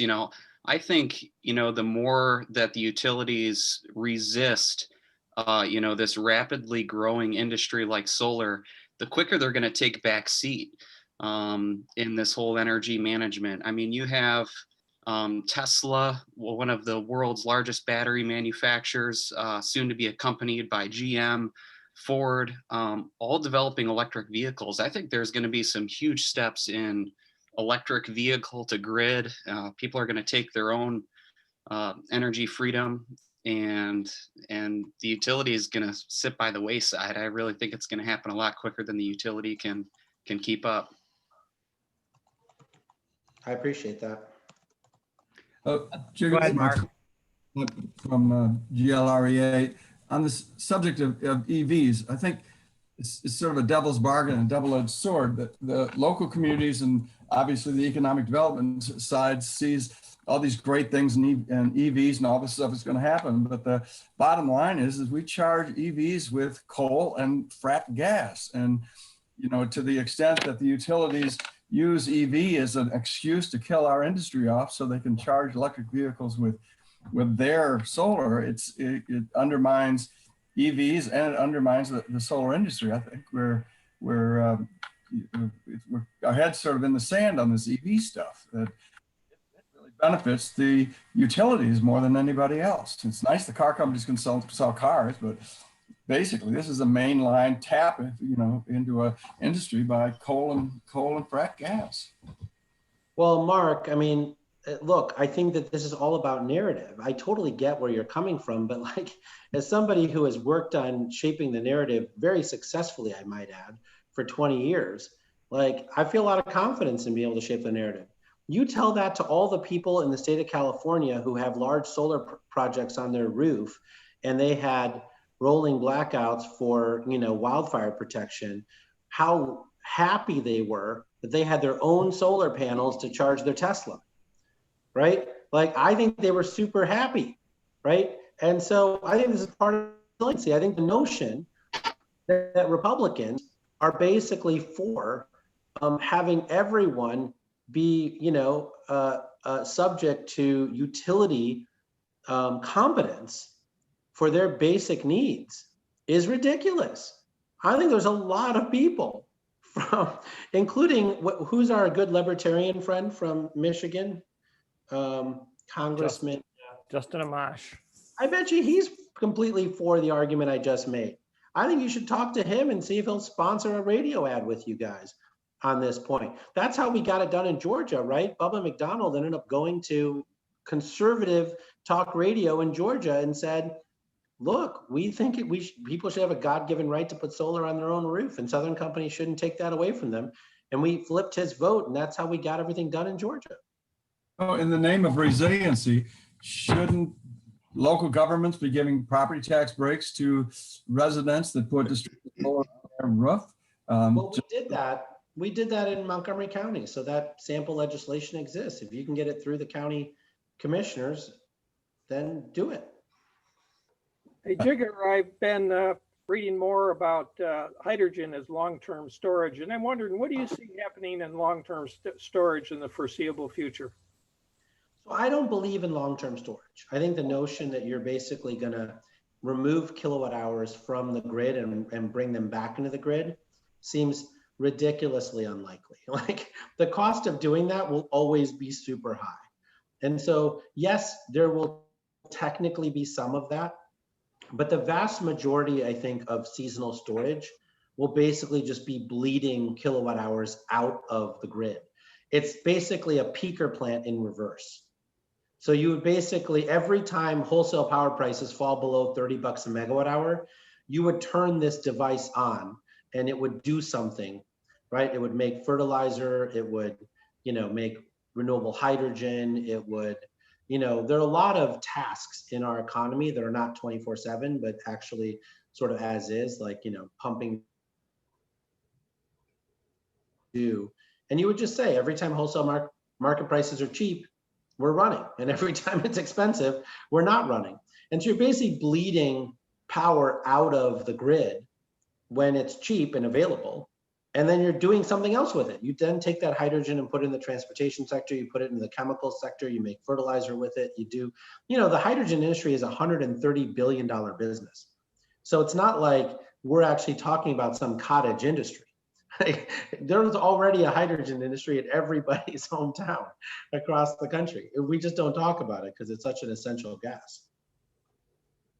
Hey, Jigger, what do you think of the idea of a city going to battle to try to form a municipal utility? Do you think that's worth it in the context of everything that's happening and we've discussed? No, I think that basically creating a municipal utility has proven itself to be quite challenging in Boulder, Colorado, and lots of other places. I would say that where we've seen a ton of success is this CCA concept, right? So you do this community choice aggregation, and you basically say to cities, you can create an opt-out community choice aggregation and we'll manage all this stuff for you. But more importantly, once you create a CCA, you have access to everyone's data, right? So you have all their 15-minute load data. You can then give that data to a company like Appleyard or somebody else, and they can actually just, say, hey, your house, based on this energy signature, could get a 3-year payback on energy efficiency, right? And so we're gonna target you for all the government programs that have been around for 40 years, but has been too expensive to implement. We're gonna dramatically reduce customer acquisition costs by having the city do it, right? And then that gives a lot more work for all of you guys. But I think that there's a role for the city, and they can do that very quickly. We're doing it across New York State now, Connecticut, Massachusetts, New Jersey. So I think the CCA movement's the bigger movement. Any final questions for Jigger? Yeah. Hey, John. This is Matt Grokoff with the Thrive Collaborative.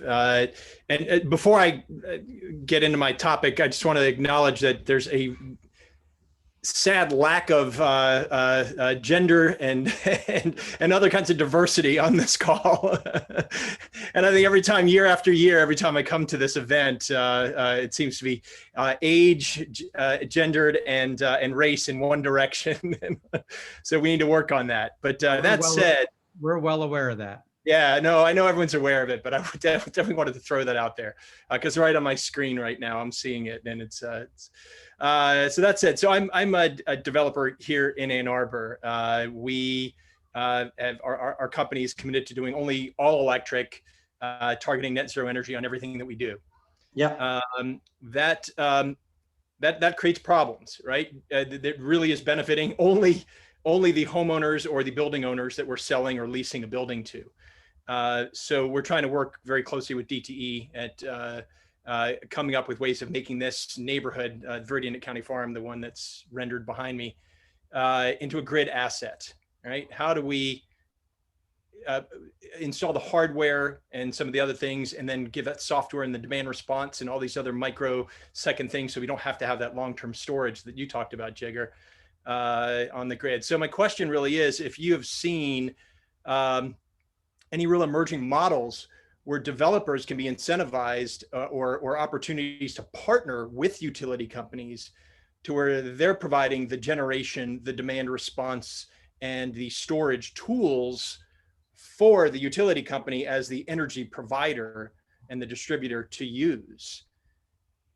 Yeah, it's a good question. So let me address your first point first on diversity. I would say that part of the reason why we care about diversity is obviously it's just the right thing to do. But I think the other part of it is that it actually allows you to flip 10 seats, right? Part of the way that you actually flip 10 seats is by getting a larger tent to actually be supportive of what you're doing. And so that's why it matters, right? And so I appreciate everyone's attention to diversity and making sure that we're being more inclusive, because that is how you get the votes to get things done. I think the second thing I'd say on your point is that part of this is actually trying to figure out what the utility wants, right? In some ways, the utility says, what I really want is to be in all these businesses. But when you really talk to them, they kind of hate all these businesses, not because they hate it technologically, although there's a case to be made for that. But honestly, it's more just that they don't believe that their cost structure can actually do that level of complexity in a way that works, which is why they've never integrated all these data streams that we've created for 10 years into their grid operation software, right? And so even if you gave them the tools to do it, they don't really want to do it. So then the question is, what do they want to do? In general, I think what they want to do is to get to a point where they can master meter a community like yours give you power at a C&I rate or an industrial rate, depending on where you're at, and then have you do it all. And they want to be able to send you signals, just like they send an industrial customer, to turn things off, turn things on, do this, do that, and then hold you accountable to it. So if you don't meet the specs when they actually call you to shed load, well, then you pay a penalty, right? Like, I mean, but they actually want you to do it, I think. Like they don't say it out loud, but I think they kind of they don't really want to get into all these businesses because they don't actually have the software systems and others to do it. What we're hearing though is that they want to own the assets. That's their historic. Yeah, they can own the assets. I mean, I don't have a problem letting them rate base the assets, but they don't actually want to provide the services. Right. Right. They may want to own the assets and get a guaranteed rate of return on rate base, but they don't want to own the services.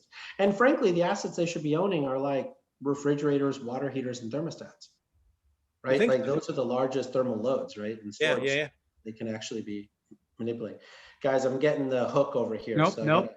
I gotta run, but thank you so much for joining us. Everyone, round of applause or thumbs up or whatever. We really appreciate it. And we'll follow up on your suggestions, and we hope we can have ongoing communications with you down the road. you absolutely can. And we're, as somebody posted in the chat, we're very active in Michigan with our Fremont digester, which we're very proud of. And we're now, I think, processing over 200,000 tons of food waste a year. And so we're super excited about the work that we're doing in Michigan. And if you guys ever need anything from me, please feel free to reach out. Thank you, sir, very much. Have Thanks. a good day. Keep up the great work. Stay safe, everybody. Thank you. Okay, it's a little bit after 12:04.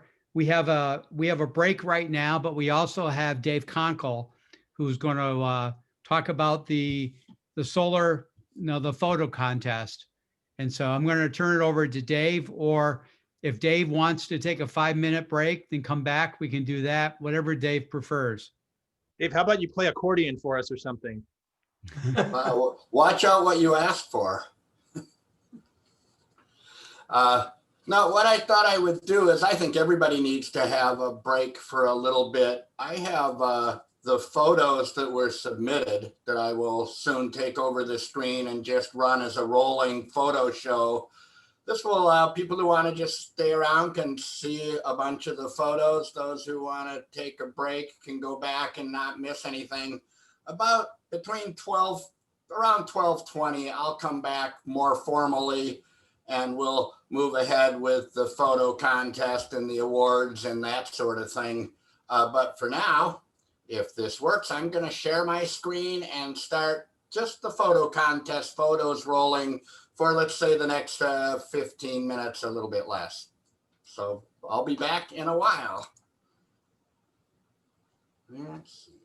This is my screen.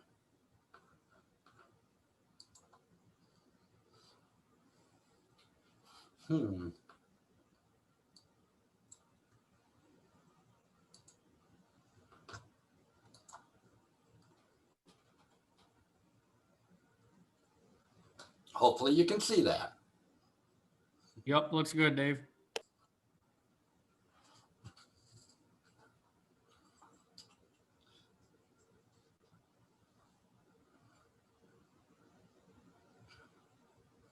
So I just hope we'll see if Leandre can win for the third or fourth time. I was just going to suggest that people should feel free to comment on photo.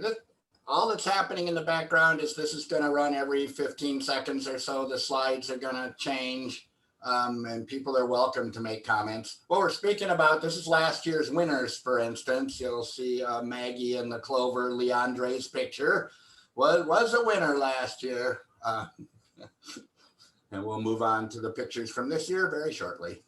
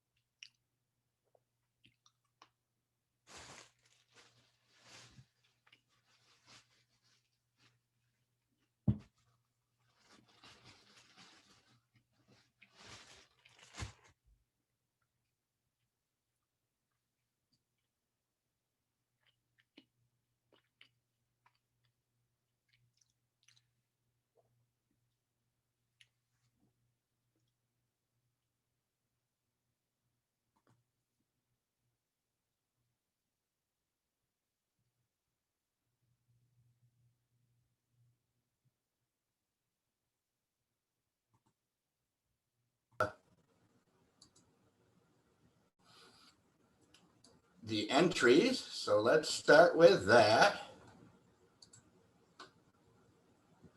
This is our third year of doing an actual award on the photo contest. Don't be too excited about what you win. It's recognition and gratitude are your winnings for this. I wanted to, again, thank all of our sponsors: Chart House Energy, Harvest Solar, S-Power, SRE Energy, Homeland Solar, Audio Advisor, Sumter Solar Services, stop that. Michigan Solar Solutions, Vote Solar, Solar Winds, Water Furnace for helping sponsor this. We appreciate it greatly. Last year's winners were very fine photos, I shall just say. What we got this year, this one is from the Michigan State University's housing cooperative that made a pledge a number of years back to try to put solar on all of their properties.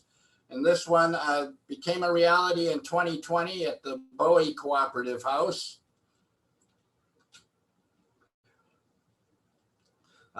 Chad submitted this one of their larger installations. I'm going to assume somewhere in the neighborhood of 150 kilowatt hours in the consumer's territory.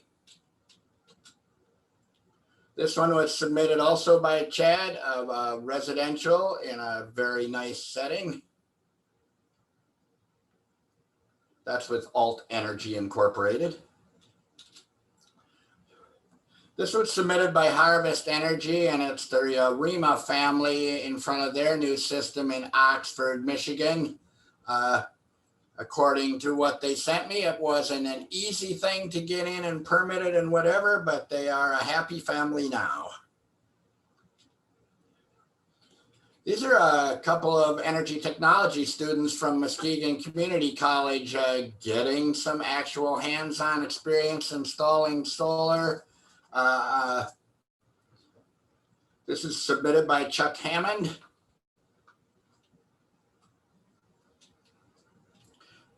There's two categories. Those were the commercial submittals, and we have a few individual entries also. Wayne Appleyard submitted this one of his PV roof.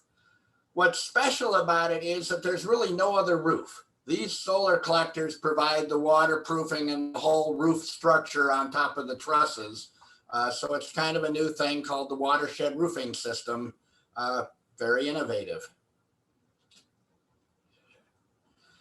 Chad, if you remember back November, not that long ago, there were actually some really nice days, and Chad managed to run up on his roof and put some solar collectors on his own home's roof very quickly, 13 panels up, and take a selfie of the whole thing and submitted it for our contest. This is another picture of Wayne Appleyard's roof from a different perspective. Again, that is the roof. There's nothing under there but the trusses that are holding these overlapping panels that are set up to shed water, snow, whatever. This one was submitted by Marshall Clabeau of the Bowie Solar System. That is the solar energy system on one of the co-op housing units at Michigan State University. And this, also by Marshall Clabeau, is on the Rivendell Co-op House, a much smaller, simpler installation. And with that, those are all of the submittals that were official. And now, if I can pull up the right one. Go away. Winners, this is it. I will now announce the winners.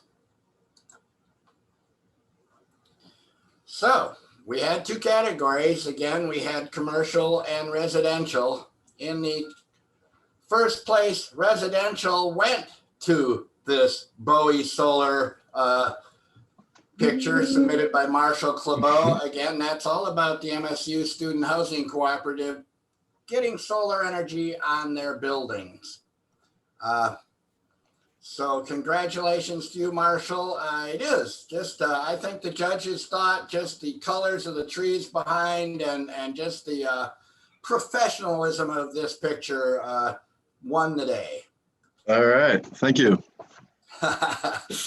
Second place went to Wayne Appleyard for his picture of his very unique, literally solar roof on his barn.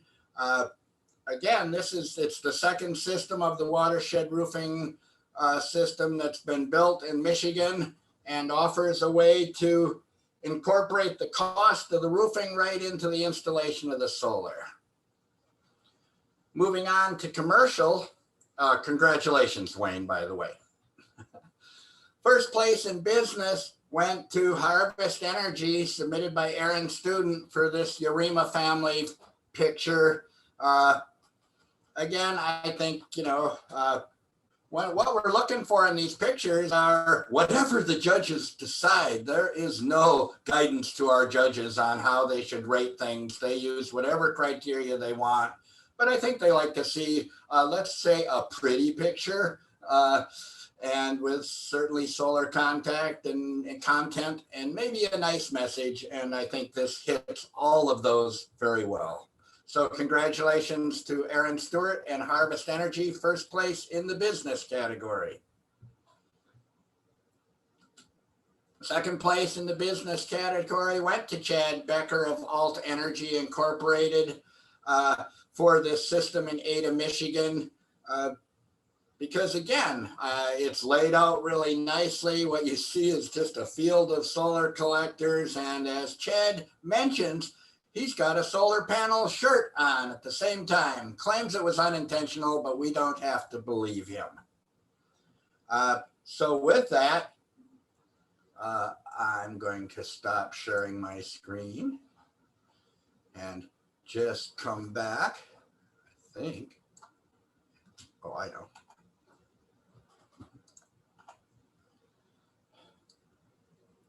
So anyways, that is kind of it for our solar energy photo contest.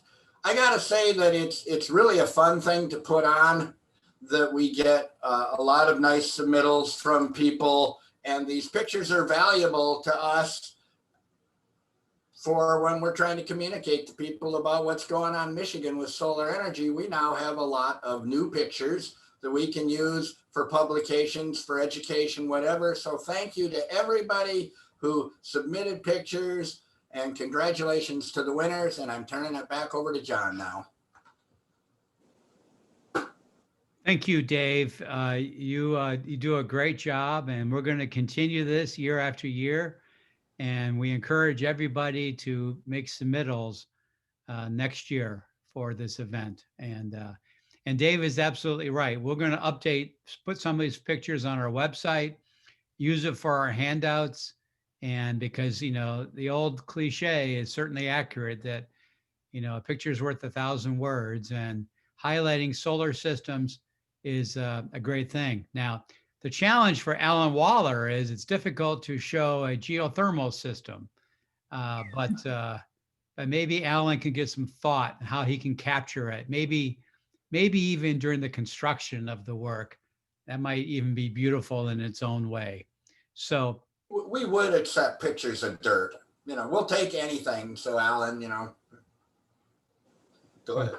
So, okay, I'm going to turn it now over to Melanie. We've got a couple minutes, ahead of schedule, but we have a half hour to talk about some internal business with GLREA that members ought to know. And I'm going to turn it over to Melanie right now. So thank you. Great. Thanks, John. And thanks, Dave. The pictures are great. I thought Jigger was a great part of the meeting, but now I think the pictures are taking the stand out of it. That was great. And Alan Waller, I'll say it again, geothermal is just stored solar, right? So you can get some photos of dirt. Anyway, I just wanted to cover some of the highlights. I know some of you check in with us once a year. You get the GLREA news that John Sarver sends out, but just to fill you in on some of the activities that John Freeman and the board have been working on, and a lot of our members support. The year started out, as we all know, it was a long time ago that March came along, and we, with COVID, we started doing everything remote. And I remember back then thinking, oh, this is only going to be a month or two. I did not realize how long this would go on. And as a matter of fact, when we started planning this meeting, we weren't sure if we could do it in person initially. And then we realized, no, it's still gonna be in a shutdown mode. So in the early days of COVID, John was great in forwarding information on COVID, whether it was on the governor's orders or activities that were going on. So GLREA helped our members, both the businesses and individuals, with sharing of this information. One of the other things that followed up on that was that as the governor was getting ready to open up to I'll say the first phase of opening, GLREA worked on advocating that renewable energy businesses should be part of the businesses that were opened up. And the governor did listen to the letter that was sent from GLREA, so that was great news. One of the other things is that I know Michigan Saved worked with GLREA also to give some education on what does it mean? Remember when we didn't have to wear masks? We didn't know what the whole protocol was for working on this. So there was some education along the way. So that's been a learning this year. Also, GLREA worked with the legislation or the legislature. We supported Bill 597 and 5145 that would eliminate the 1% cap that we've heard a lot about today. And before COVID, we had many members go to Lansing, and a lot of members sent letters and helped advocate for this. We had a total of 95 members that were willing to engage in some kind of activity to support this. And we hope that those members and more will get engaged for 2021. A special thanks, as Jigger said, we need to work with our legislators. Senator Jeff Irwin and State Rep Yosef Rabi were the solar supporters, the champions for supporting these bills. So whenever you see them, or if you want to send them a thanks, that'd be great. One of the neat things that we have every week now, and it was a new addition, was John Sarver started a solar stories for GLREA. So every week, hopefully you guys have seen them. If not, live on Thursday at 7, but maybe you go back to the YouTube channel and you can watch them if you miss them on a Thursday. But it's all different situations, or all different solar installations or geothermal installations that are described, and each one is so different and so interesting. They've been great stories, and so I think anybody that's attended would agree that it's fun, and thanks John Sarver for setting that up. At the same time, he did set up the GLREA YouTube channel, so you can go there and you can look at a lot of the, I think John Freeman, if you want to nod, I think this meeting could possibly be on our YouTube channel in the future, if that's why we're recording it. Yeah, Yes. we're definitely gonna put it on YouTube. We may do some editing, so parts of it, but we're gonna keep all the panel sessions and the photo contest. We'll put that up on YouTube. Excellent, very good, thanks. So there are utility rate cases that come up each year, and we are fortunate to have a team that addresses and helps us intervene in all of the rate cases. This year, we interviewed on the Indiana Michigan Power and Consumers Energy rate cases. So Indiana Municipal Power, just for those that don't know, serves a portion of the state, the southwest portion of our state. So we were able to intervene in that, and we were able to get a favorable distributed generation tariff on that rate case, and we were hoping to carry that through on consumers. It's still pending, but the special thanks go to board member John Richter and Rob Raffson and Emily from Chart House Energy. They have done so much work on these rate cases. I know John Richter, Rob, I know you're on here, but wasn't one of them like 3,000 pages? Each one of these rate cases are huge. And John usually condenses that into a couple paragraphs for us. It's fantastic. So we also have, thanks to Margaret Kearney and Nikhil Vijay Carr of Environmental Law and Policy Center, Will Kenworthy and Don Galuri of Vote Solar, and Don Keski for providing the lawyer skills for these cases. So it's a team effort for everybody there. We had our first ever fundraiser, which was going to be at Mark Cleavy's house. He offered up his house. We were all excited to go see his solar installation and meet Jeff Irwin and Representative Robbie at his house. But unfortunately, we made it, we weren't able to meet them in person, but fortunately we did it on Zoom, and it was a great turnout. They were able to talk and basically, instead of all of us like taking turns talking to the representatives, we were able to all hear them at the same time. So it was actually kind of cool. This was a fundraiser, and just like this meeting, we were always looking for opportunities to raise funds, because the more funds we have, the more members we have, the more of an impact we're going to make. From a policy platform, I think John will follow up with us during the year on this. But John Freeman, sorry, we have multiple Johns. No, John Freeman will follow up with us, but Rob Raffson and Emily Grahota of Chart House helped us develop a policy platform so that we could explain and basically have it in front of us. All the board members commented on it. We've gone through various iterations, and that's going to be posted very soon. This year, as every year, we've tried to do the solar home tour, and I know a lot of you have been part of the solar home tour, but we do this in partnership with the American Solar Energy Society, which is ACES. Normally it's in person, but we did it on virtually this year. And again, there's a benefit to it because you could see all the different solar installations in all the parts of the state without, just being able to see the ones in your particular neighborhood.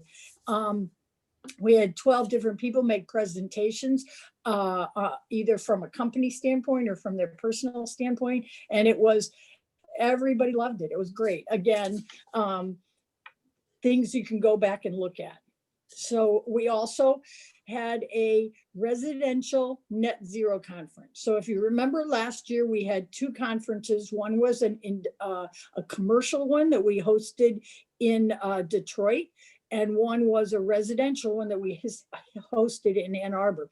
This year, we had our second annual residential net zero conference, and Kendall Kuhneman and Alan Waller were in part of the committee that worked for a long time to get this conference to go forward, because it was all new with being online. And we ended up having it was 3 nights from 6 to 8 on 3 nights. And we covered a lot of topics, and then they were followed up with actual installations and experiences. It was well received, and it was great. We worked with Brett Little from Green Home Institute, and we partnered with the Geothermal Association, with Mika, and who else am I forgetting, John?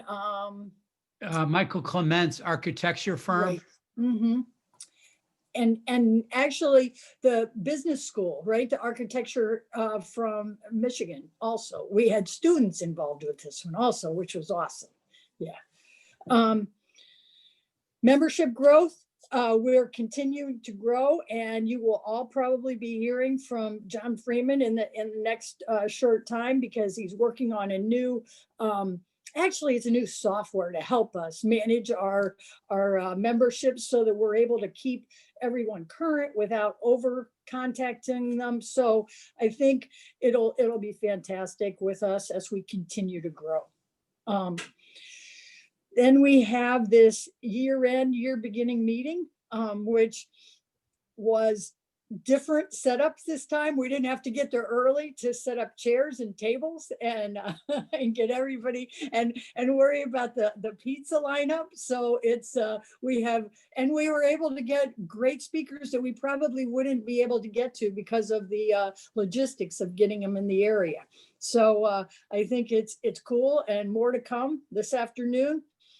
I'll say the stakes have never been higher, and we need to help transition to this to the new economy, and let's continue to make GLREA a leader in Michigan, because it's a pretty great organization to be part of. So I'm really excited, and thank you to everybody that's made it a great year.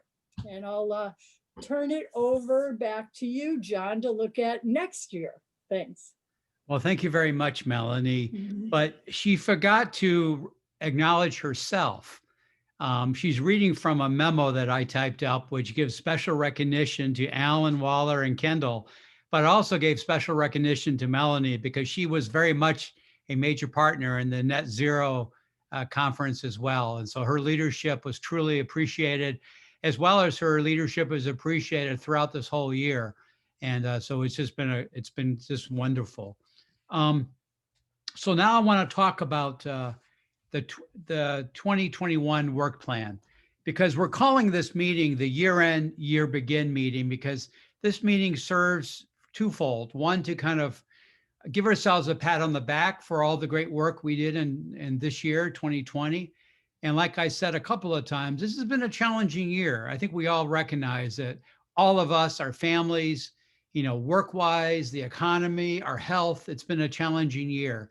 But I think this organization really showed true character by how nimble we were and able to change from doing lots of our events in person, of course, to doing it all virtually online. We all had a pretty steep learning curve in terms of learning how to use Zoom. But I think we figured it out, and we appreciate the enthusiasm and the support of all the members. So I want to talk about 2021, because this is the time to plan for next year. And I think a couple things stand out. And I think Jigger talked about it, is that we've been having problems in establishing policy at the state legislative level. Even though I entirely agree with him, it's not a partisan battle. We have some strong Republican supporters for renewable energy, as well as Democratic supporters. We have a governor that is very supportive of renewable energy and is very concerned about climate change. And yet we don't seem to have the ability at this point, even when we work with our partners, EIBC and Sierra Club and, Michigan Environmental Council, we don't seem to be able to get enough political will to be able to move legislation, just because of the strength of the utilities. And so I think this really calls into question our work and what do we have to do to kind of change things up.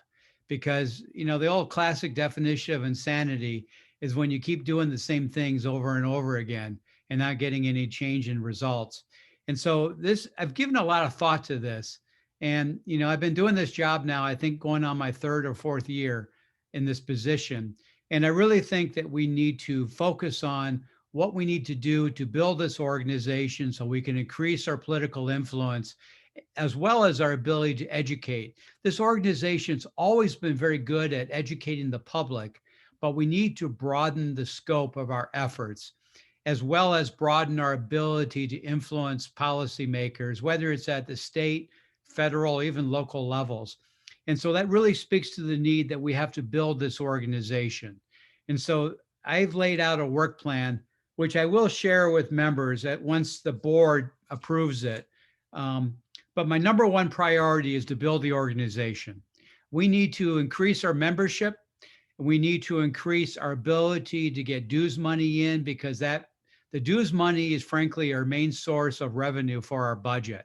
And I'm the only staff person for this organization. And so even though I dedicate a lot of time and I think I'm pretty good at this job, I can't do everything. And we can do a lot more if we had more staff. And I've been saying this now for a couple of years, but it truly it's come the time that we need to address this issue.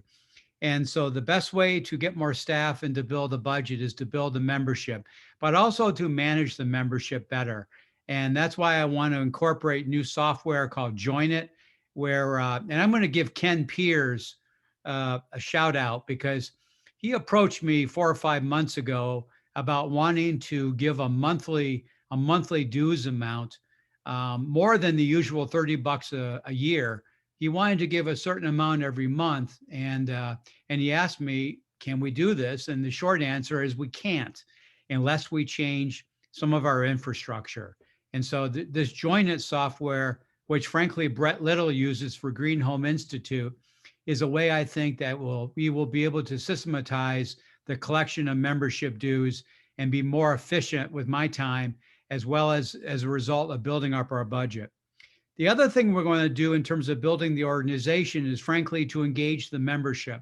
I think we did a pretty good job this year in engaging the membership to do a lot more than just pay dues and to come to a meeting or two. Melanie mentioned that we had 95 people actively take part in the legislative process. And that means whether they came to Lansing, whether they testified, whether they signed a letter, whether they sent emails, whether they made phone calls. And so I think that was a very good beginning in terms of the number of members that are willing to get involved. And I've kept a special spreadsheet of these people, and I'm going to go back to these people countless times until they say, stop bugging me, John. But at the same time, I also want to get more members involved as well, because I think most people understand that we're in a mission here, and our mission is going to take some political will and some real work. And I can't think of a better thing to do than to spend our extra time than trying to move the needle forward. And so we're going to be focusing a lot on engaging the members. And even though I hope to God we get back to doing a lot more work in person, the Zoom element, the Zoom format does have a lot of advantages, and we're going to keep using it, and as well as part of our tools in order to engage members and to engage the public. As I said before, we're growing our financial resources. We did create a 501c4 organization called Renewable Energy in Michigan. It's a separate legal entity from GLREA, and it has more flexibility to do more policy work, but we need to raise money for it in order to really put it to work. So that's something else that we're doing. And the final thing in terms of building the organization is that we want to increase the use of communications. That's probably something which is so important for our work, is to engage the public by communicating to them about the work we're doing.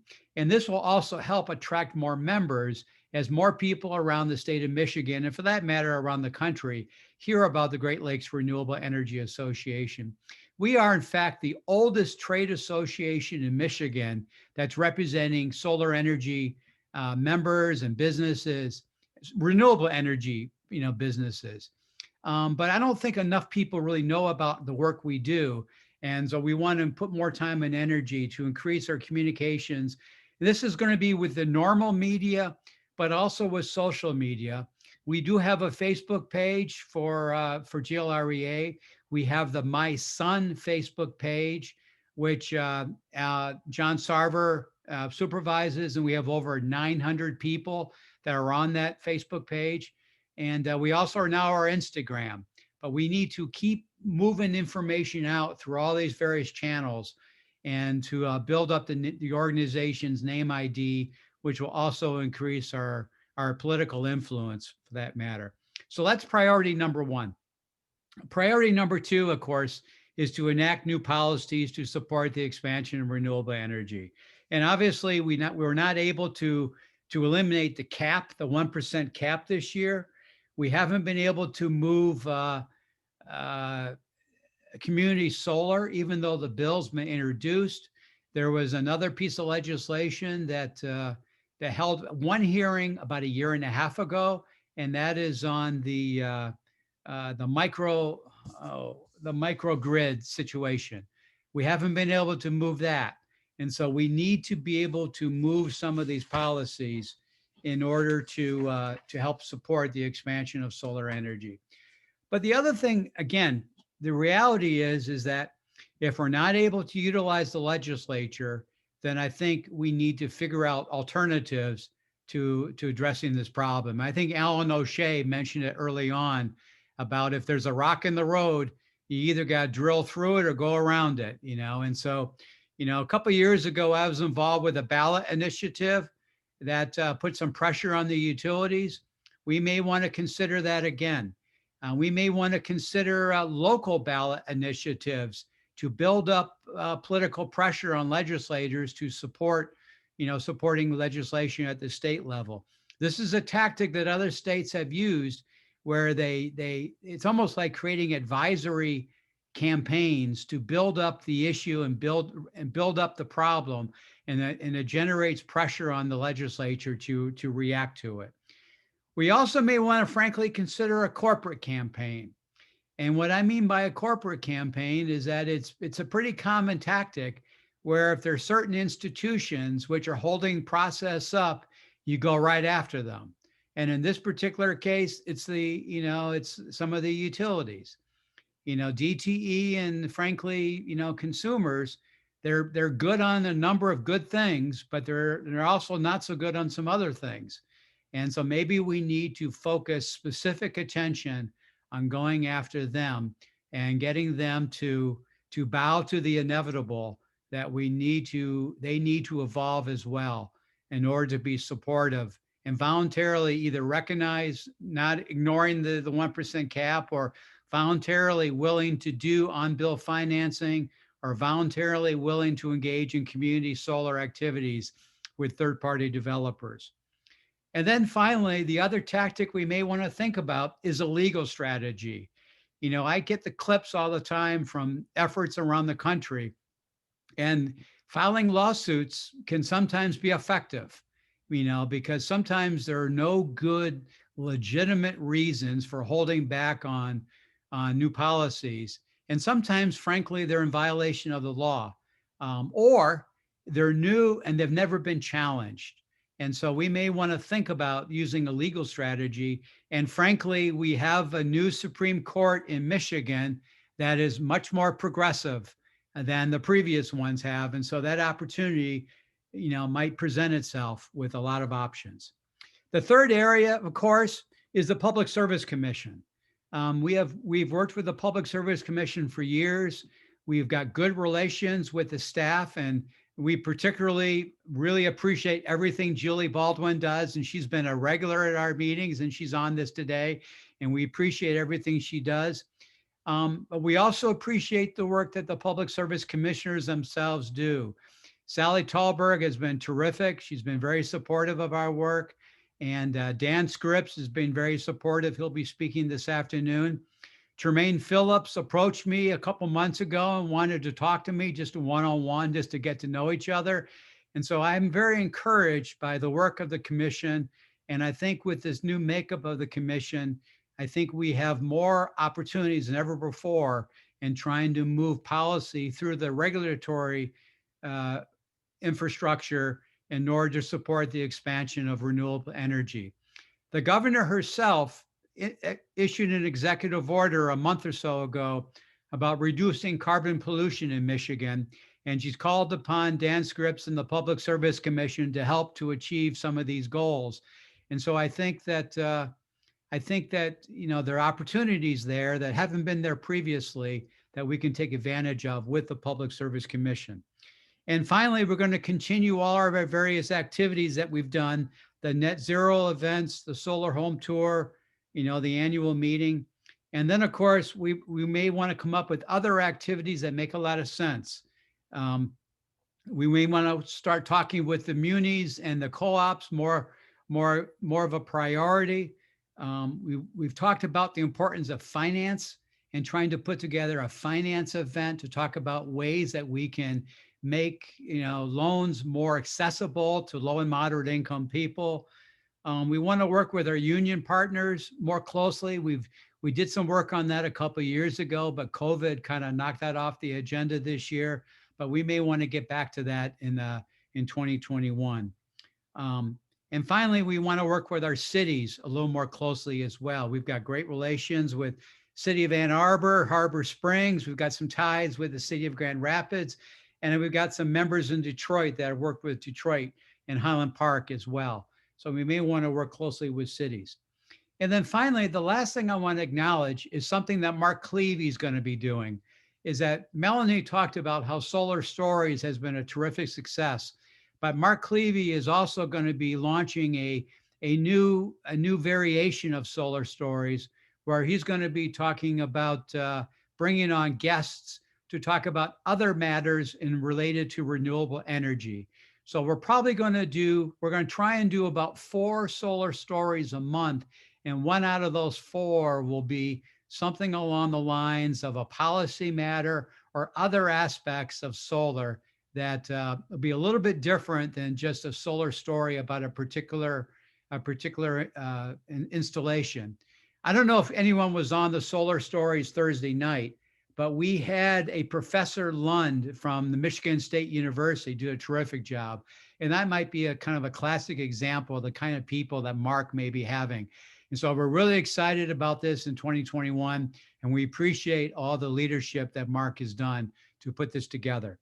So that kind of brings to my close some of my ideas for 2021. And it goes without saying, but I'm going to say it anyway, that if any of our members have any other suggestions on strategies or events or ideas or tactics that you think we ought to be contemplating to support our work, you should feel free to call me, email me, bring it to the attention of a board member, whatever it might be. We're completely open to your input on all aspects of the work we do. Before I turn it over to Carrie Church, does anybody have any really quick comments they want to make or responses to what I've said? Okay. Well, John, yes. In the chat, I put in a note that said I'd be willing to sponsor a complimentary membership in our group to a high school teacher or a school board member. I think those are people that are quite connected to a community, and we have some things that go out. They maybe never thought about joining us, and maybe they're not an advocate, but if they would volunteer to accept a complimentary membership, I would, I'd pay for one for my local school.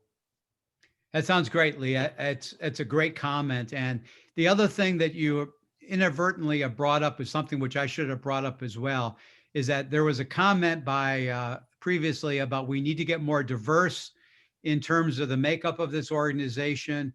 We also need to get younger people involved, college students, high school students. Josh Barkley is a teacher in West Bloomfield High School. I don't know if Josh is on this or not, but he's brought his students to Lansing to testify, but we need to do more of that. And so the board has made a commitment in January to start talking about diversifying our board as well as our membership, and as well as getting more younger people involved in this work. And so I will follow up with you, Lee, about this idea. Thank you. Thank you, Carrie. We appreciate all the work you do, and we look forward to working with you as well as all the board members in 2021. It's 12:59, and the next item on our agenda is the GLREA Awards, and I'm going to turn it over then to John Sarver. Yeah, thank you, John. This year, the GLREA is giving out 3 awards: an Exemplary Project Award, a Leadership Award, and for the first time, a Melanie McCoy Leadership Award, recognizing a woman or women in Michigan who have enhanced the role of women in the renewable energy industry. I'd like to thank Mark Clevey and Dennis Marvin, who are on the board and helped in the selection of the award winners. this year's Exemplary Project Award, which was nominated by Mark Clevey, goes to the City of Ann Arbor's A2Zero Ambassador Program. And this program is managed by Gaydon Hardy and operates under the Office of Sustainability Innovations, which is managed by Dr. Missy Stoltz. The program trains and enables community volunteers who basically advance sustainability related and carbon neutrality programs and initiatives in the city of Ann Arbor, and have been involved in doing a number of different things since they were kind of initiated. I believe Galen is on the Zoom here. Galen. Yes, I'm here. Good afternoon, everybody. On behalf of the City of Ann Arbor and the Office of Sustainability and Innovations Department, under the leadership of Dr. Missy Stoltz, and most importantly, on behalf of the residents of the City of Ann Arbor, we graciously accept this award from GLREA, and we thank you for all the work and partnership that you've given us over the past year. So thank you all today. Well, thank you, Galen. Thank you for all the great work that you're doing in the city of Ann Arbor. I know the A2Zero program is a very ambitious carbon neutrality program, and that your ambassador program is an important part of that. But you have a lot of different components to your program. And remind us, is your goal to have the whole community be carbon neutral by 2050? Is that correct? No, actually by 2030. Oh, okay. So it's full steam ahead. Yes. Yeah, everybody else is going to 2050. So you guys are going to be 20 years early. That's marvelous. Yes, sir. And more importantly, we're creating best practices for other communities. And it's only Ann Arbor, and it wouldn't be right if we didn't lead the way. That's for sure. Hey, thank you again. Thank you all. The next award, the Leadership Award, which is nominated by Walt Dindorfer, Development Solutions Midwest, goes to Todd O'Grady, a key staff person at Michigan Saves. Todd has helped make that program a huge success by helping and make financing available for both solar and energy efficiency projects. Todd is a champion for energy waste reduction and renewable energy in Michigan. He provides leadership at the Michigan Energy Efficiency Contractors Association, and he provided great leadership at GLREA for many years as our president. And Todd, would you like to say a few words? Sure, thanks, John.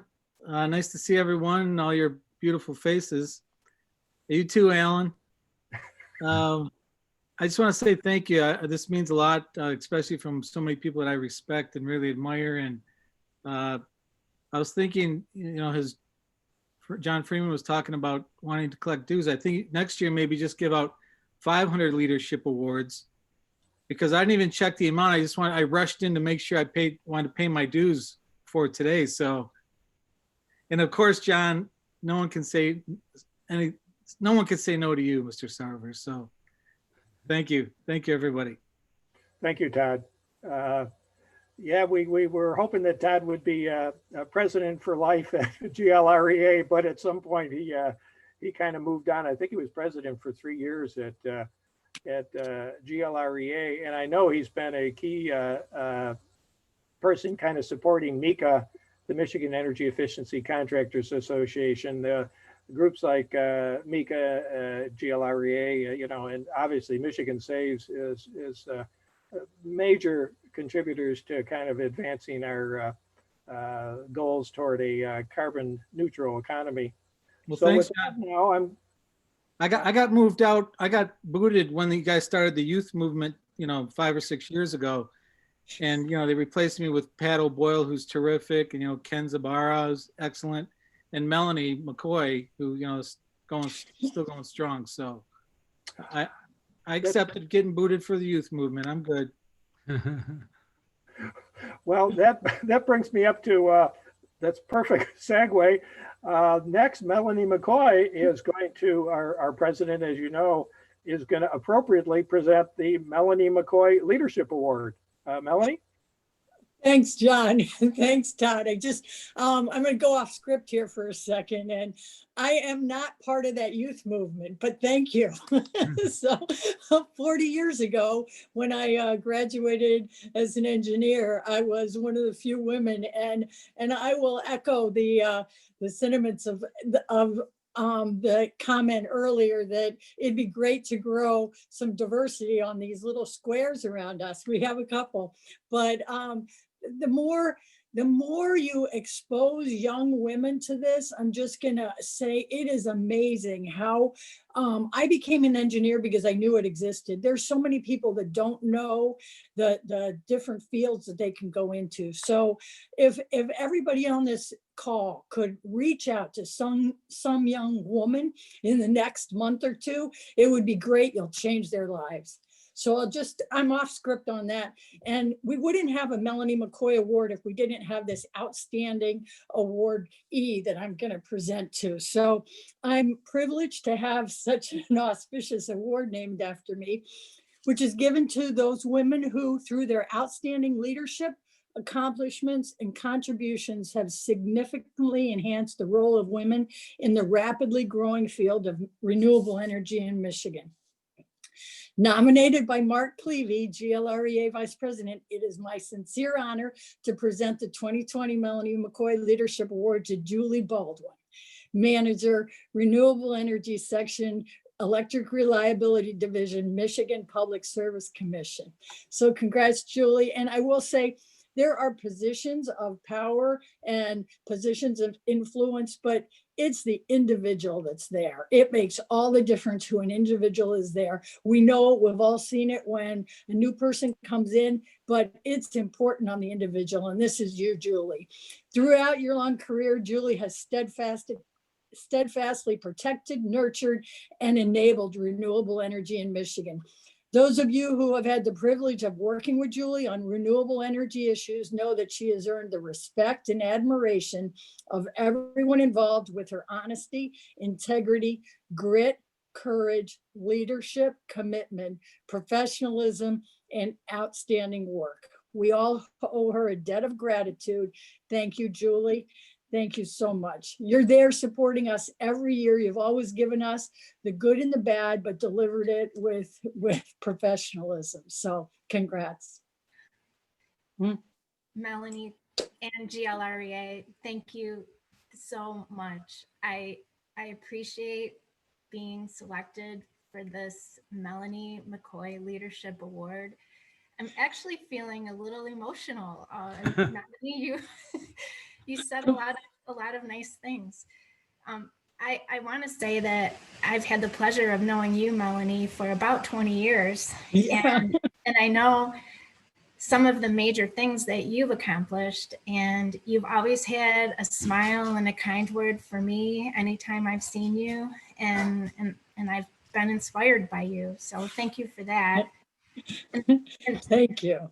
I'd like to say how much I appreciate GLREA, and some of the years that I've attended the energy fairs, those have been the best times, and really enjoyed. Tom Stanton took me to my first energy fair. I had no idea what to expect, and I loved it, and I loved meeting and hanging around with people who love renewable energy. So it's just been a wonderful time being involved with GLREA, and thank you for all the opportunities, and thank you for this wonderful recognition and award. Awesome. Well deserved, Julie. Thank you. With that, I'm going to turn it back to either John Freeman or John Sarver. John Sarver, are you done? Yeah, he's saying you. He's saying John Freeman. Okay. It's it's 5 after 1. The awards went a little quicker. John, do you want to do the election results right now, or do you want to still wait till afterwards? Why don't you do the election results right now, and then we'll go to Dan Scripps right afterwards. That sounds good. Thank you, John. Yeah, this year we had, well, I should mention that the GLREA, we have a board of 12 members who are appointed for 3-year terms. And so every year we basically elect 4 of the 12 members for the 3-year terms. This year we had 8 excellent candidates for the 4 positions we have for 3-year terms. And I had more than one person when they sent in their ballots said they wanted to vote for all 8 people. I wish that would be possible because the bylaws don't permit it. However, those of you who were on the slate but weren't selected, we will keep you involved or get you involved. So, you know, we look forward to your participation. The 4 individuals who have been elected to 3-year terms are John Richter, John Kinch, Ken Zabara, and Pat O'Boyle. And thanks again to everybody who won. I'm always mentioning to folks that, you know, I'm involved with this organization, GLREA, and it's one of the few organizations I know which has a lot of people who want to be on the board. You know, a lot of times organizations have to kind of go out there and kind of beg people to get on their boards. We don't have that problem. We have a very enthusiastic membership and individuals who are willing to devote a significant amount of time to being on the board and in other ways helping the organization. So again, thanks to the John, will you say those names one more time? I Sure. missed the first one. Yeah, we have a too many Johns, of course, John, but here we go. John Richter, John Kinch, Ken Zabara, and Pat O'Boyle.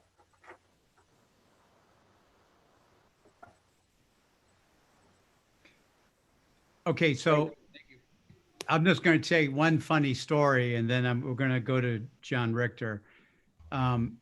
Dave Friedrichs and I were reminiscing the fact that a number of years ago, when I went to one of my first or second annual meetings, Dave encouraged me to run for the board, and I was a little surprised at that because I was pretty new to this this work. But nonetheless, I got elected, and I enjoyed my time immensely on the board, and that obviously directly led me to dropping off the board and becoming the executive director. So we have a really special board because this is a board that works. You know, they're like the staff that I go to.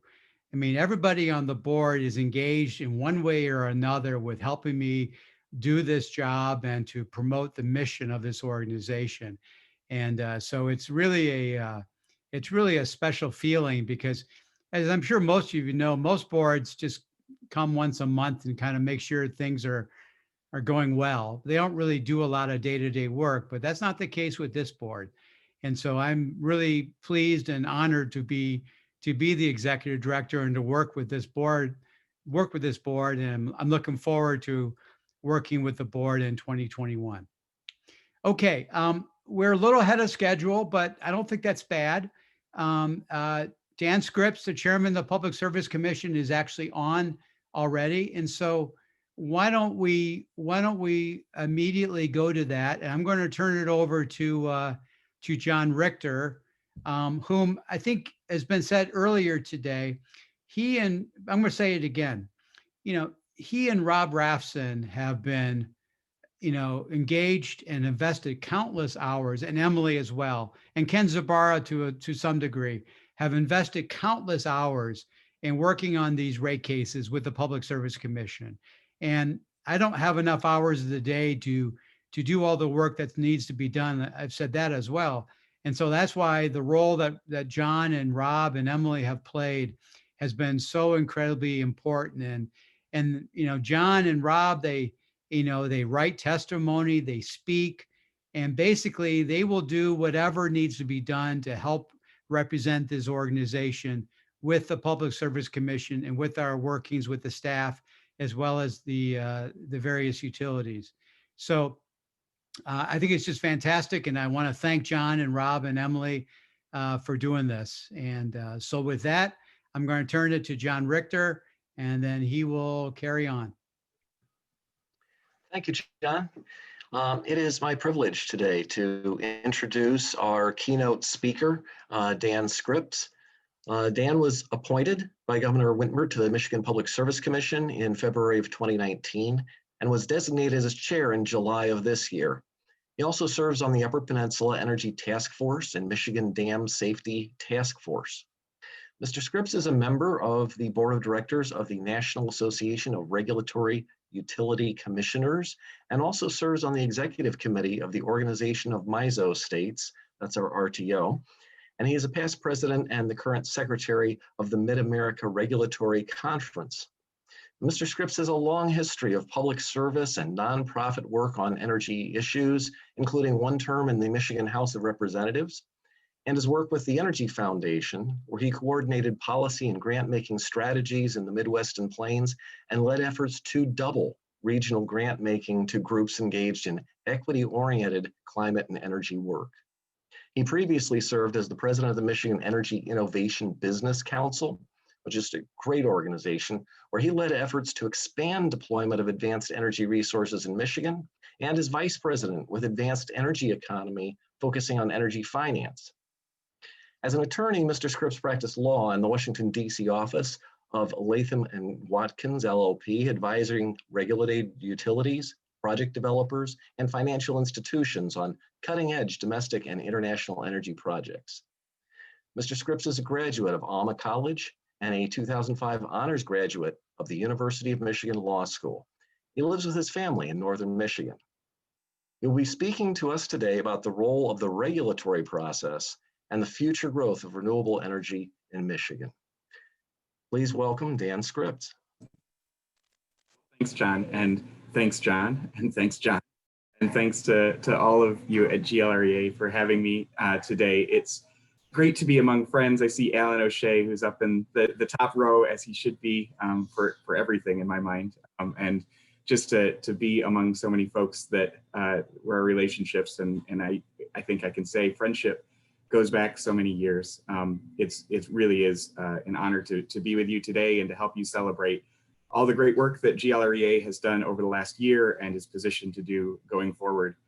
I want to sort of add my congratulations to the election winners. John Richter, you're a clear and well-recognized leader in this space, and the input that you have through expert testimony in our case is phenomenal and tremendous, and I'm glad that you're back on for another 3 years. John Kinch, of course, sort of has probably forgotten more about this than I'll ever know, but his passion for sort of grassroots solutions and in particular his focus on the Upper Peninsula has been a tremendous asset, I think, to the people of the state.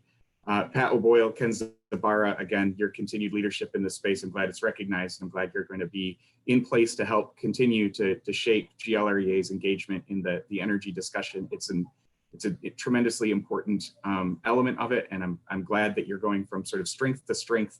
And I agree, John. I think, having led EIBC, where I had to at times twist maybe a few arms to get board participation and folks to sign up, the fact that you consistently have more applicants interested in helping to steer this organization, I think really is a sign of strength and a sign of the role that GLREA plays in this ecosystem.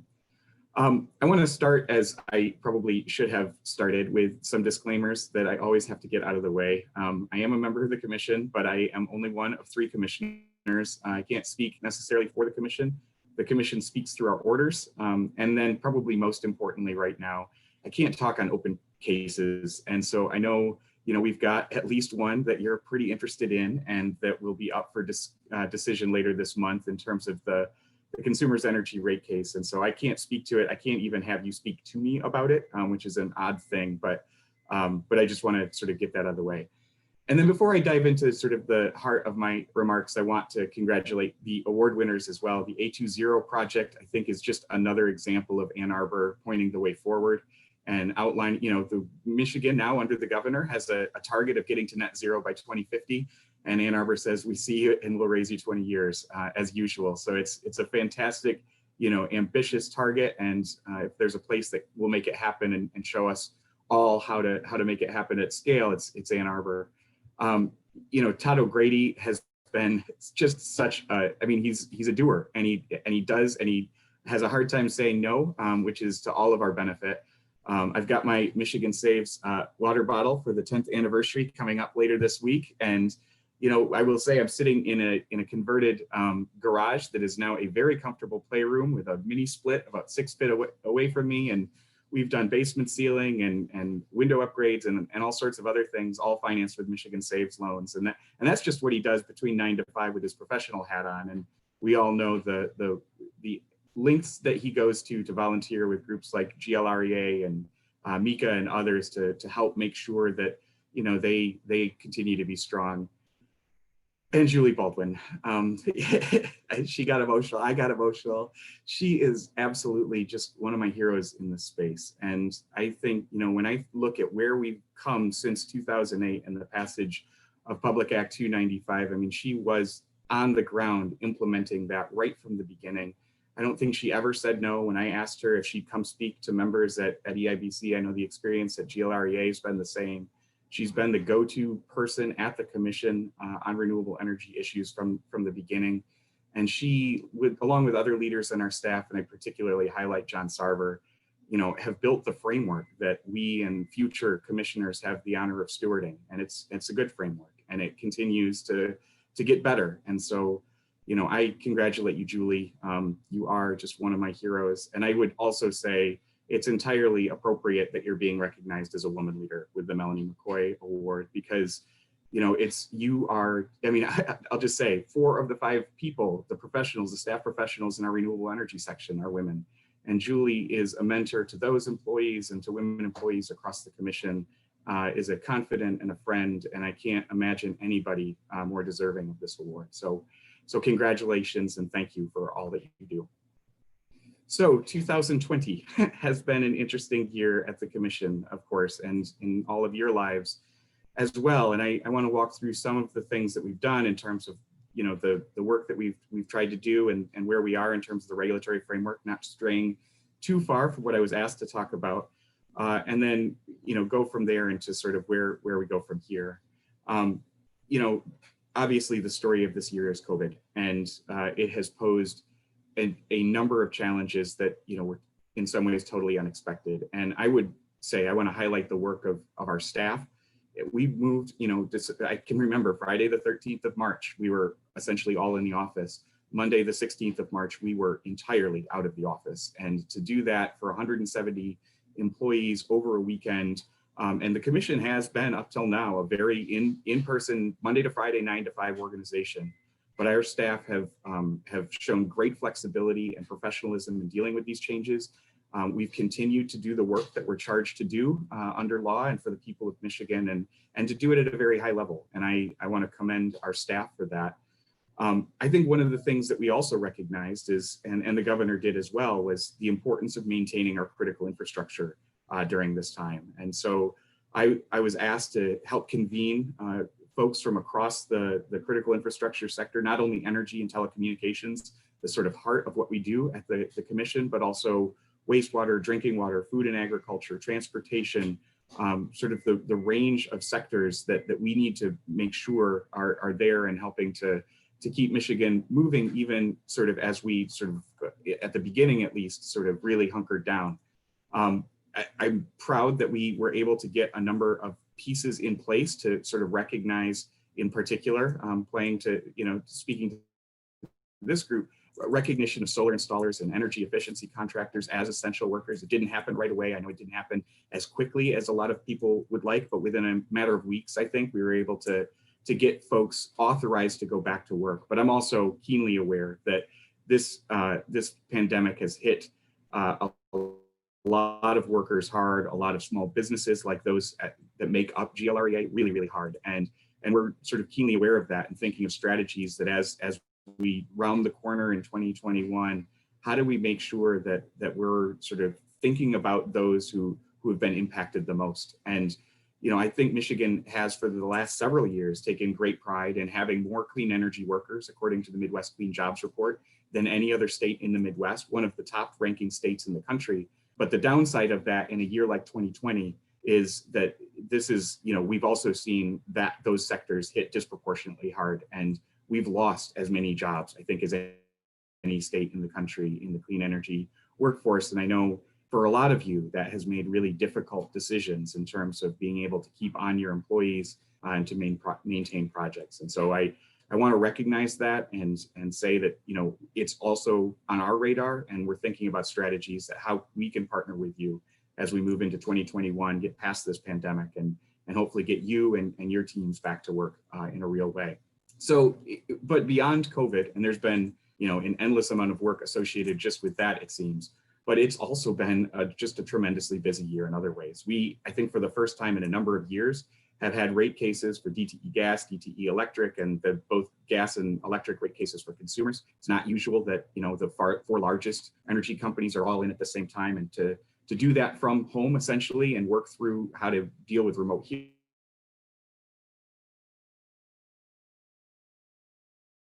hearings, cross-examination, and the staff how to do it. But we've made our targets and met the statutory deadlines and will for the last one outstanding. And I'd also mention, I think at least on the electric side, GLREA has been involved in those cases for DTE and consumers, and we've benefited tremendously from the record evidence that you've provided and the thoughtfulness with which you make your arguments. I also, we also earlier this year finished up the first round of integrated resource planning cases. This came out of the 2016 laws. First ones were filed in 2018. The first one we decided was last June with Consumers Energy, and the most recent ones were with Northern States Power and the UP, UPCO, and DTE's case. And so we're now looking forward to the second round, three of which with consumers, the Upper Michigan Energy Resources Corporation in the UP, and then Indiana, Michigan will file in 2021. We also have tried to tackle and respond to sort of some of the tragic events associated with the murder of George Floyd and Breonna Taylor and so many others. So what is the role of the Commission on diversity, equity, and inclusion, both in terms of managing a staff of 170 professionals, but also overseeing critical infrastructure that often sort of bears the results of systemic bias, including along racial lines. And so we have a work group that's working on these issues at the staff level. We recently completed a staff survey. I expect that as we move into 2021, we'll start taking concrete actions in terms of both us as an employer and us as a regulator along these lines. And I think it's important that we do so. And then the other big piece of this, and really where I want to spend the heart of my time today, is on the Microgrid initiative, and then how we are managing the transition to and maximizing the benefits of the transition to an increase in clean and distributed energy resources for Michigan residents and businesses. We kicked this off in partnership with the governor in October 2019, really, outlining in sort of three core areas: customer engagement and participation, emerging technologies and how we bring those onto the grid, and then grid optimization and some of the advanced planning pieces that really go along with that and are core parts of it. I think we've got something like 14 or 15 distinct work streams under the MyPowerGrid initiative. And so in order to manage that, both from our staff and then the stakeholders who are our core and central element of that, we started off with what we thought were sort of 5 foundational issues. And these include some of the issues that were outlined and identified in the 2019 statewide energy assessments following the polar vortex. But those include, preparing for round 2 of distribution planning that will take place. Those plans will be filed by consumers and DTE and Indiana, Michigan this summer, outlining our expectations for what those utilities will include in those distribution plans in an order that we released in August of this year. And really, I think, trying to understand how we can sort of get greater transparency and greater ability to integrate distributed energy resources in the utilities' longer term distribution plans, more visibility into particular investments than we get in a 1-year rate case, and understanding sort of what are the limitations and how are we addressing them, including a whole range of issues that I know are core to a number of the folks represented here. We also worked on energy programs and technology pilots. How can we get more specific about what we want in a pilot? what are we actually trying to test? Was it successful? How do we build on this and learn from it? How do we move this from scale? I think the sense among some of us is that, there's real value in pilots, but we're not always sure that we're getting real value from pilots. And in the worst case scenario, sometimes a pilot is an excuse for delay, that instead of moving forward with a solution that we know works and has been tried and tested in other jurisdictions, it's a way of sort of adding another 2 years before facing the music here in Michigan. And we want to avoid that. So being clear on what we're trying to test, being clearer on the back end of what the results were and whether they were successful, and then where we go from here. Enhancing our demand response platform. This came out of the statewide energy assessment, but one of the things that we did in the order that we issued just a couple of weeks ago is to ask for comments on, is it time to allow for aggregated demand response for participation in the wholesale markets, even within the retail customer base of the utilities. Right now, it's allowed for retail open access or choice customers, but not for the bundled customers. And revisiting whether it's time to revisit that and what are the issues. And some of that is being spurred along by FERC's order in Order 2222, or however you want to pronounce it. I've heard it called many, many things, 2222, that allows for aggregated distributed energy resources, including solar, to participate directly in the wholesale markets at the RTO level. So we want to make sure that we're prepared for that, and also looking at how that affects demand response in Michigan. We're updating our grid security and reliability rules. You'll see a report released on December 15th that outline increased bill credits and some of the other things that have been the subject of those discussions. And then finally, and certainly not least, updating the interconnection rules. And Julie and her team have led this effort.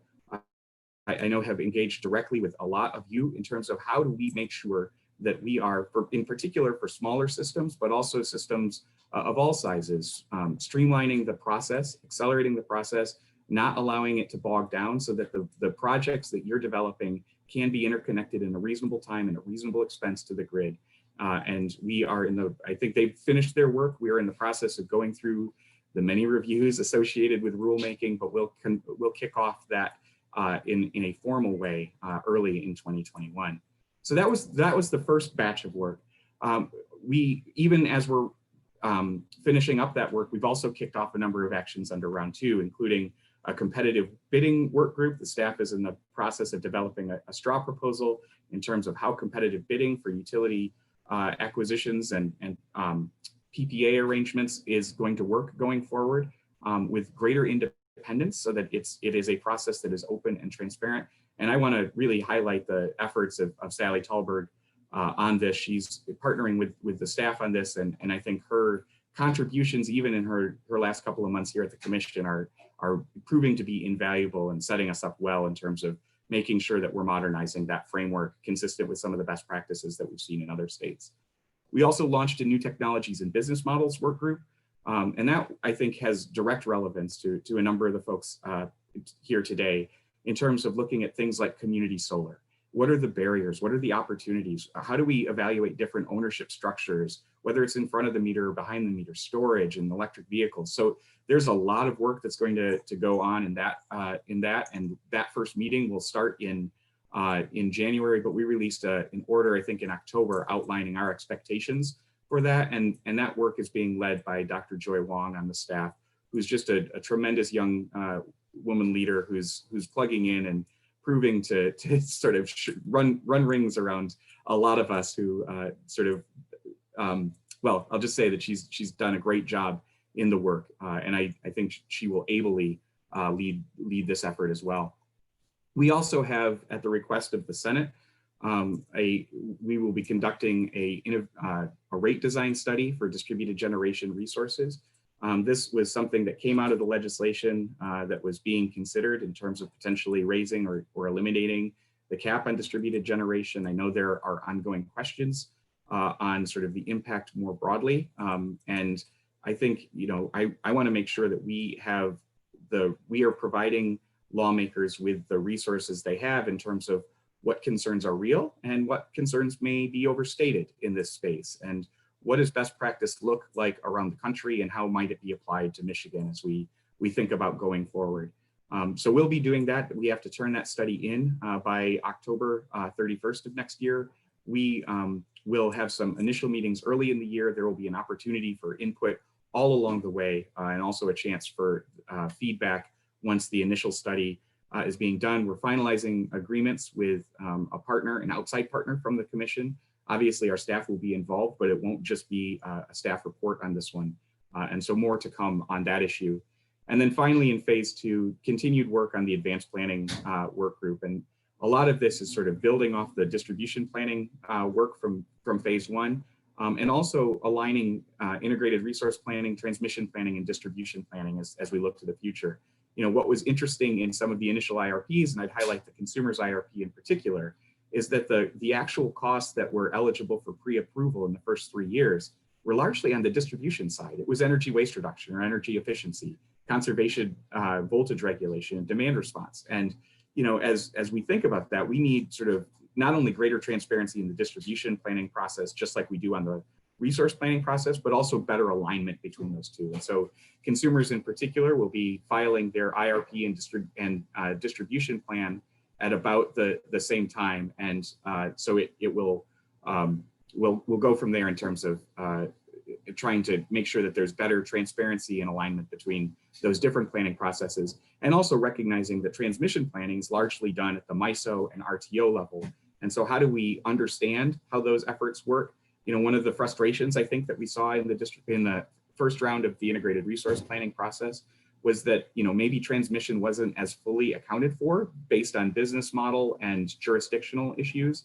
And I know that there's frustrations on the flip side that sometimes non-wires alternatives that might offset the need for a transmission project aren't as fully considered in the MISO process, for example. And so how do we get better alignment between all of those things and address some of those jurisdictional and business model issues? The other piece I'd say about that advanced planning effort is in the middle of this, the governor announced her Michigan Healthy Climate Plan, and including the pretty bold goal of getting to economy-wide net zero emissions in the state by 2050, along with an initial target for 2025. And as we are thinking about utility planning, we need to understand how that gets incorporated into how the utilities are planning for 5, 10, and 15 years out. And so we asked the staff to develop a straw proposal, which they will release on December 15th. It'll be a big day at the commission that answers some of those questions, provides for an opportunity to comment from stakeholders, and allows us to take action early in 2021, both for the 3 utilities that will be submitting IRPs in 2021, as well as for those who are a bit further out, but understanding how the governor's climate targets should be considered as the utilities develop their long-term resource plans. And then finally, we're also thinking about where we go from here on phase 3. There are financial incentives and disincentives and performance-based regulation issues yet to be considered, customer participation issues and the role of the customer and the changing role of the customer from being sort of a passive customer to one that's much more active in managing their energy use, including things like distributed energy resources, distributed solar, energy efficiency, and the like. Data access and privacy, including looking at some grid studies that have been requested by the Senate a bit further out, understanding sort of how we provide meaningful access to customer data in programs like Green Button Connect, while ensuring, you know, legitimate privacy concerns are addressed, and then updating as sort of phase 3 in the planning process, the IRP planning parameters and filing requirements. And I think, you know, all of this, we spend a lot of time, and if you talk to Paul Proudfoot about this, he'll talk to you about the bus. You know, what's our role? Are we driving the bus on this? And the answer is no. You all are driving the bus. It's the technology, it's the cost declines, it's customers asking for this. Our role is to make sure that we're not, as a state, run over by the bus. And by the way, I hope it's an electric bus, but that's just an aside. But it is sort of, what do we need to do to make sure that we're maximizing the benefits? I see a huge amount of potential for Michigan in the transition to a clean and distributed energy future. But we need to take steps to make sure our regulatory framework is up to date and reflective of what needs to take place in order to manage that transition successfully. And I think that we do it in partnership at our best. Things like stakeholder processes, the opportunity to comment, and the participation of groups like GLREA in this process. So, you know, I'll close with a couple of thoughts on where we go in 2021.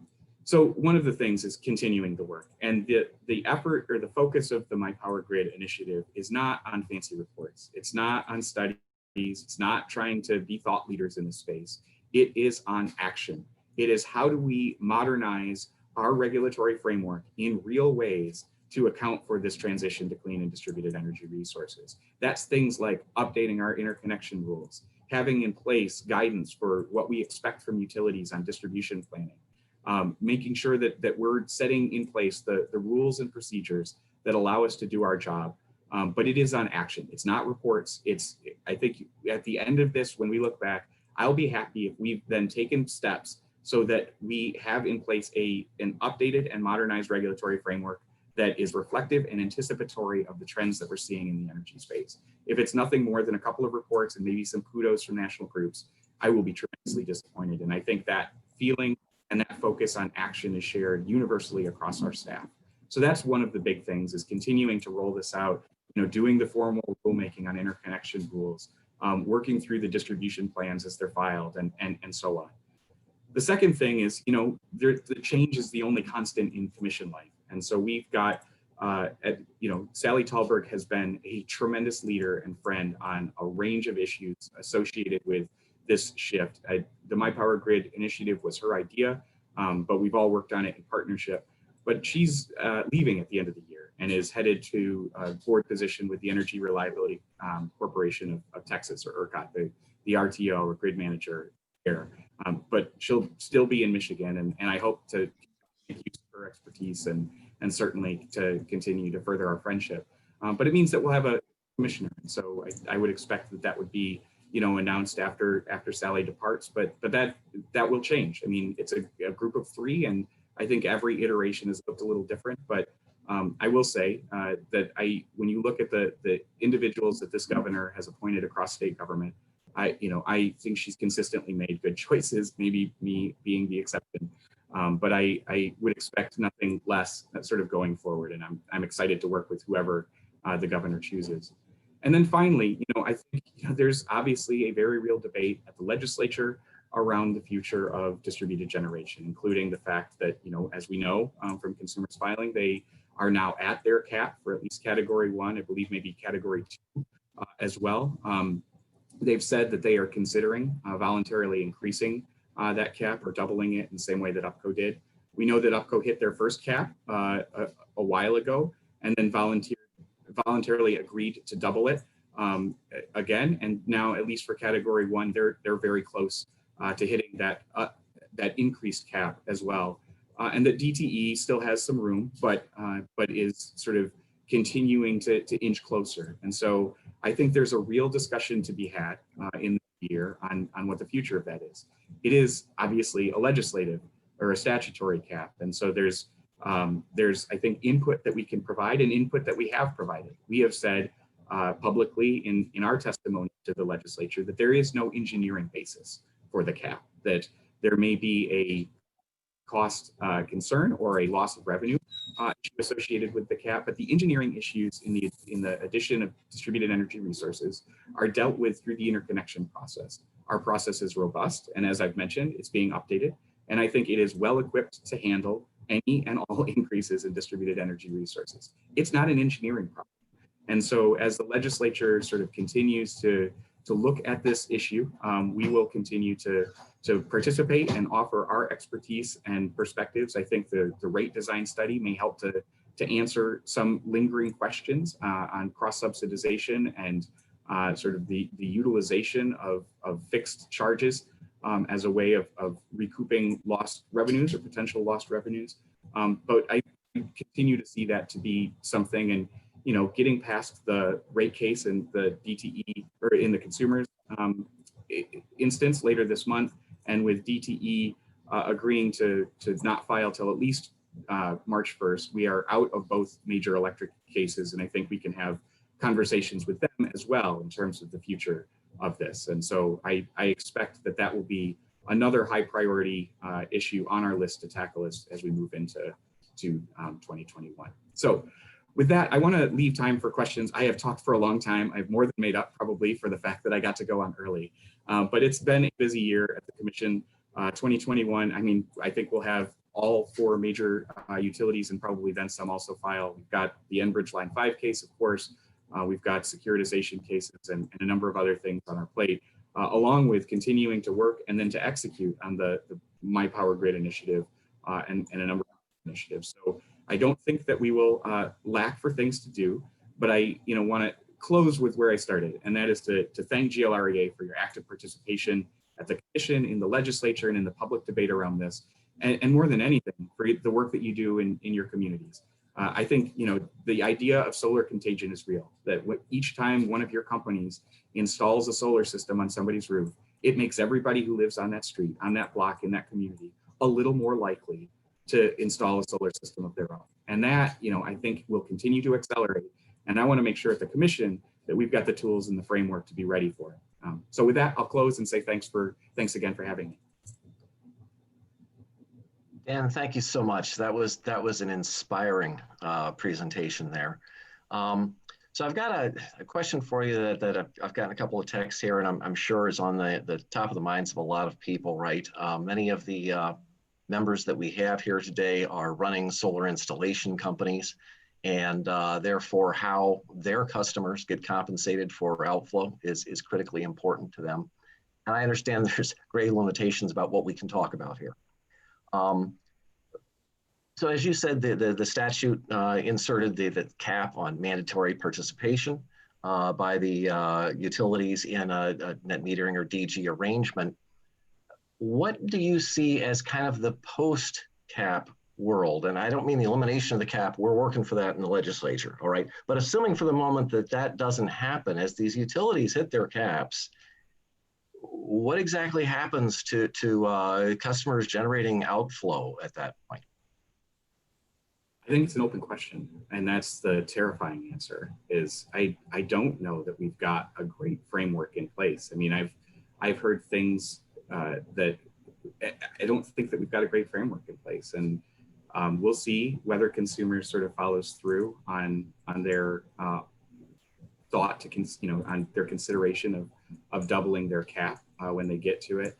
But I think it may come to head with UPCO and where we are. What we saw in UPCO when they hit their cap last time is that the solar industry largely died in their service territory. And there were real questions about it. I think that we probably are better equipped to deal with some of those issues today, but I don't think there's a clear answer to what happens then. I think it's clear that you have to continue to interconnect, but I don't know at all what that means in terms of compensation. Thank you. And then you talked about, I know that's not the answer that you wanted. Well, I understand. You can only say so much, right? The Commission speaks through orders. Right? I got that message, right? And the statute doesn't say anything that I could find on the subject, right? So it's not like the MPC has been given guidance by the legislature on that environment. I think when the law passed, that was so far in the future, nobody seemed concerned with it. So you talked a lot about things we need to change, right? And the My Power Grid structure that's pursuing that to really help transition us to a clean environment and meet the governor's climate change goals. How do we speed up that process? Because regulation is kind of a slow process, at least historically. Yeah, I think that's exactly right. And I will say that the biggest lesson that I've learned in my sort of first, however long, year and 3 quarters has been, there's always the temptation to put off till the next case. But man, that, the next case doesn't get filed for 3 months. And then even on an expedited basis isn't resolved for another year after that, or 10 months. And so I think we need to push on that. I think some of this is to avoid what we've seen in other states. I mean, we have pretty regular conversations with colleagues across the country, in particular, some close relationships with our fellow regulators in Hawaii who are sort of on the cutting edge and have seen what happens if you're not prepared for this. And so I think it's a real issue that we are going to have to sort of build the plane while we fly it. But I guess we're trying to get ahead of some of these things. On some things like the cap, I don't, I think we're there and we're now sort of having to figure it out in real time. On some of the other pieces, it's how do we put the pieces in place so that we are sort of ready for the changes taking place. And I think the temptation to believe that these will happen on the scale or on the pace that we are accustomed to in terms of how changes happen in the end is, has been proven wrong essentially every place where we've looked at it. And we need to take advantage of the places where we might still be at the bottom end of the hockey stick before we hit that inflection point. But it's one of the reasons that I think we're so focused on executing. I'll say, the process of rulemaking, for example, is frustrating. It is, you spend a lot of time sort of getting the inputs, right? And then it goes to, the hearing officers and to the Legislative Services Bureau. And there are like 6 steps along the way. We have to issue 3 orders in every single rulemaking. And then the legislature gets 15 session days at the end of it. We, on a separate rulemaking on the telecom side, had to ask them to waive those requirements because we ran out of session days this year. But so it is a frustratingly slow process in the best of instances. And I think it's just more evidence that we need to accelerate everywhere we can. I'll say that I want to just praise our staff for the work that they've put into it for a lot of these things, because we've asked a lot and they've responded and they've been thoughtful. And so, but some of this is that we're cognizant that we have 170 folks who also have a lot of other things that they're working on. And so trying to be thoughtful about what are the foundational things like interconnection rules that we do right now. And then how do we then move to advanced planning, and then maybe to different ways of thinking about performance-based regulation, so that there is some sort of phasing where we tackle foundational issues first in order to be ready for some of the changes that you're describing, when they get here. I've got a question here, kind of, directly to you, talking about trip to Puerto Rico and conversations with the Puerto Rican regulators there. What did you learn from that trip?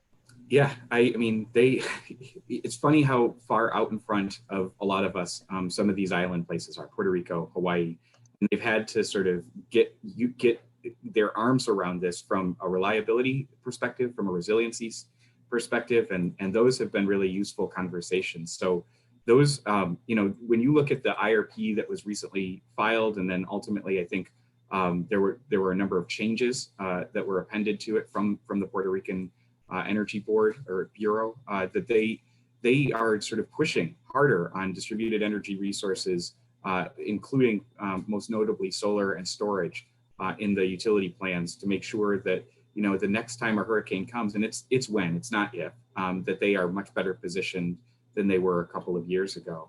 And they're also seeing, not only hurricane related issues, but they had an earthquake that took offline one of their remaining large scale gas stations that had survived. I mean, the story of the hurricane was that the transmission was wiped out. The story of the earthquake was that their large central station generators were taken offline and for long periods of time. And when you see both of those things basically back to back, I mean, the answer is pretty clear. Focus on distributed energy resources, that you're going to have more reliability, more resilience if you have a series of sort of smaller interconnections. Look, I'm not arguing against the need for transmission. I think you're going to need more transmission if we're going to manage the transition to renewable energy at the scale that we need to.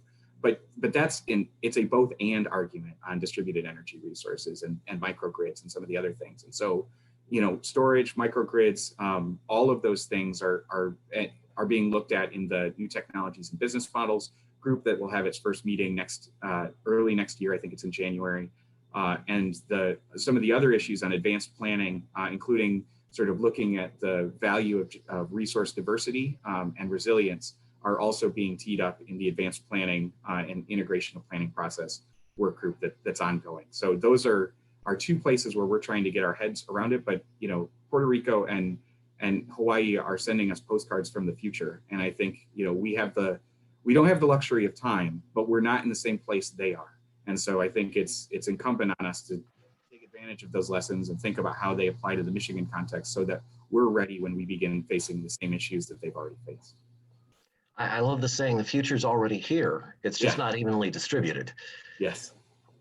So, my texts are just bouncing off the screen here with questions about distributed generation, compensation, rate structures, and I know you can't say much about those things, but maybe you can address this question, which is, you referenced a study about rate design for distributed generation.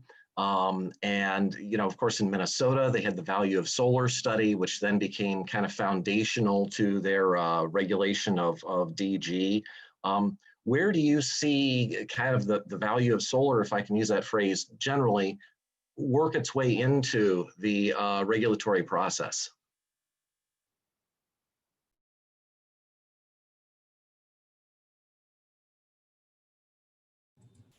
I want to be super careful on value of solar. It is one of the contested issues in the consumer's rate case. I think more broadly, when you look at what other states have done, it's looking at sort of a mix of sort of the clear economic issues associated with solar, and then at times some of the other societal benefits that often are not captured in regulatory contexts. And, in terms of how we evaluate the benefits different resources provide, environmental benefits, health benefits, et cetera. So I probably can't answer the value of solar issue explicitly because it's a contested issue. I will say that in other contexts, for example, in the advanced planning context, we are pushing harder to better quantify health and environmental and climate benefits in IRP submissions, including the advisory opinion that the Department of Environment, Great Lakes, and Energy files as part of our IRPs. The governor, in her climate announcement, asked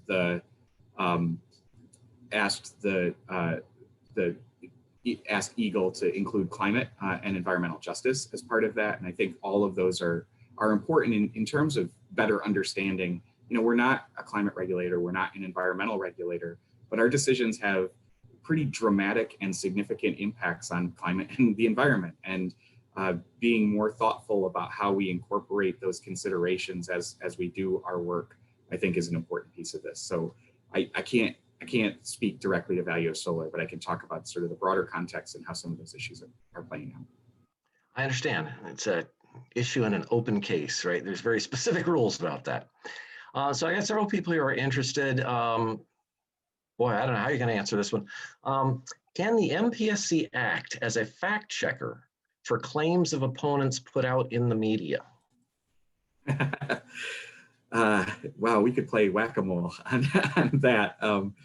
There's a lot there. I think what we can do, and it's consistent with our strategic plan, but we also can up our game in this, is be a source of credible and impartial information. The expertise that our staff have, partnering with groups on things like rate design studies, and then being better at communicating that. So I will say we act as a resource. When we're asked questions, we try and answer them as best as we can, and certainly in the media as well. I don't know that we can sort of be the energy fact checker. I think we could spend an awful lot of time doing that. But I do think that we can, continue to put out credible and impartial information. We'll have our annual distributed generation report out later this month that Julie and her team have been doing, that it's going to show the results from 2019, but we're also conscious of where we're putting it out in terms of a number of utilities sort of at or near their caps. And so trying to put that on the table to get that information out as well. And then also thinking about how we can more proactively communicate. We have, I think, better engaged along social media. We've added a new sort of public-facing, non-jargony newsletter just this fall. It's called the MPSC Spotlight. You can sign up on our website. But to try and better communicate sort of what we do and to be that sort of source of impartial and independent information that can help both in the sort of broader discussion and in sort of legislative and policy debates. I appreciate that answer, and I've got several kind of follow-ups tied to that. It looks like there's specific concern around the fact that the utilities continue to tell the legislature in their testimony that residential solar customers are subsidized by the other customers. So the question is, I mean, the MPSC is sort of the hallmark of knowledge on rates and you know, cross subsidies and that sort of thing. Is there any actual evidence that that's true? And would the MPSC be willing to tell the legislature that that's false? I think if you look at our testimony in the DG bill case, that we made a couple of points that I think push back on that. That we believe, and I want to be careful because of the consumer's case, but that the inflow-outflow tariff broadly is reflective of the cost causation and cost of service principles. I know there's some disagreement from some of you on this side in terms of whether that's accurate as well, but I think broadly that's what we've said to the legislature, and that there's a difference between cross-subsidization, which we think is addressed by the inflow-outflow tariff, and concerns about loss of revenue. Those are two different things that I think maybe are often conflated, but they are different and they're distinct. And you can have a loss of revenue as a utility or concerns about that, even if we are perfectly adhering to cost of service and cost causation principles.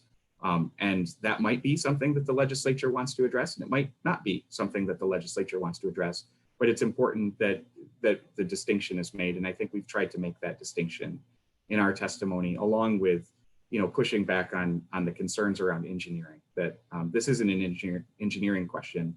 Those engineering questions and distribution reliability are fully and adequately addressed in the interconnection process. This is about a different issue.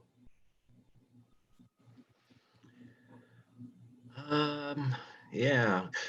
Can the MPSC oversee the use of dark money by utilities to influence the legislature? It's a great question. Yes, I think there's a limited but some ability to do so. I mean, what we're seeing in Illinois and Ohio is pretty outrageous. I mean, the chairman of the Ohio Public Utilities Commission has recently resigned. There's criminal investigations into the dark money that was used in HB 6. The Speaker of the House has resigned, and you know, FBI raids are pretty common. The CEO of First Energy has resigned. And in Illinois, you've seen some of the same. And you know, I think we have had issues with this. Before I joined the commission, the consumers' contributions to Citizens Energizing Michigan's economy, CME, was an issue. That the amount that had been contributed was pretty significant. I mean, you look at it, and the amount over a couple of years was equivalent to sort of an entire rate case worth of relief. And is that so? And I will say, in our conversations with utility executives, I'm asking those questions. I think there are limits as long as they are adhering to the law in terms of what we can do. I don't think I can be an ethical cop on this, but I can ask the questions, and I need to ask the questions, and we are, whether they have practices in place to adhere to the law and avoid what we're seeing in places like Ohio and Illinois. And I have been told explicitly that yes, they are.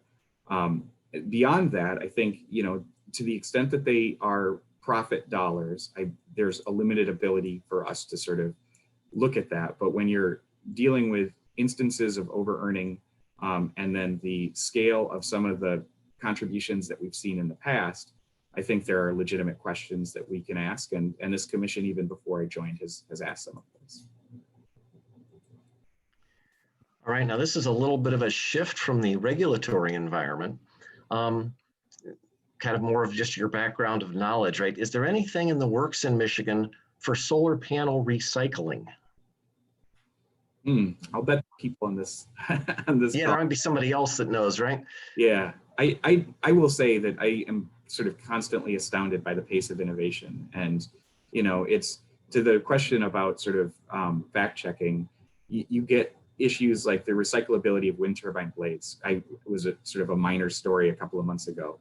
And I saw in the news, you know, within the last 2 weeks, efforts to recycle wind turbine blades. And so I think, you know, there is, as issues come up, this industry in particular, with its focus on innovation and ability to think creatively, has found solutions.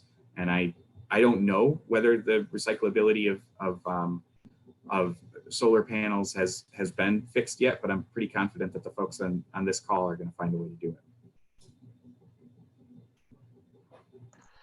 All right. And then how can we become engaged with the MPSC community solar discussion going forward?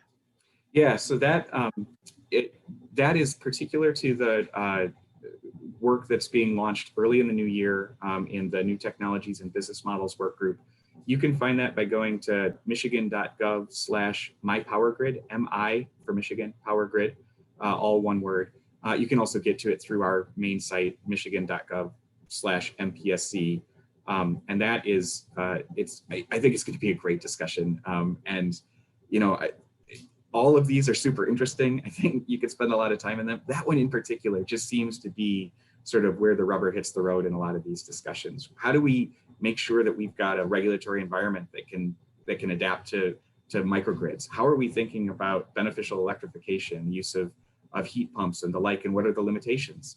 Things like community solar and cogeneration that sort of, and storage that show up and can solve multiple problems at once, but often are the victim of siloed approaches to looking at benefits. And so it sort of never makes sense in one instance, even though it might be the best and most optimal solution to fix a bunch of problems at once.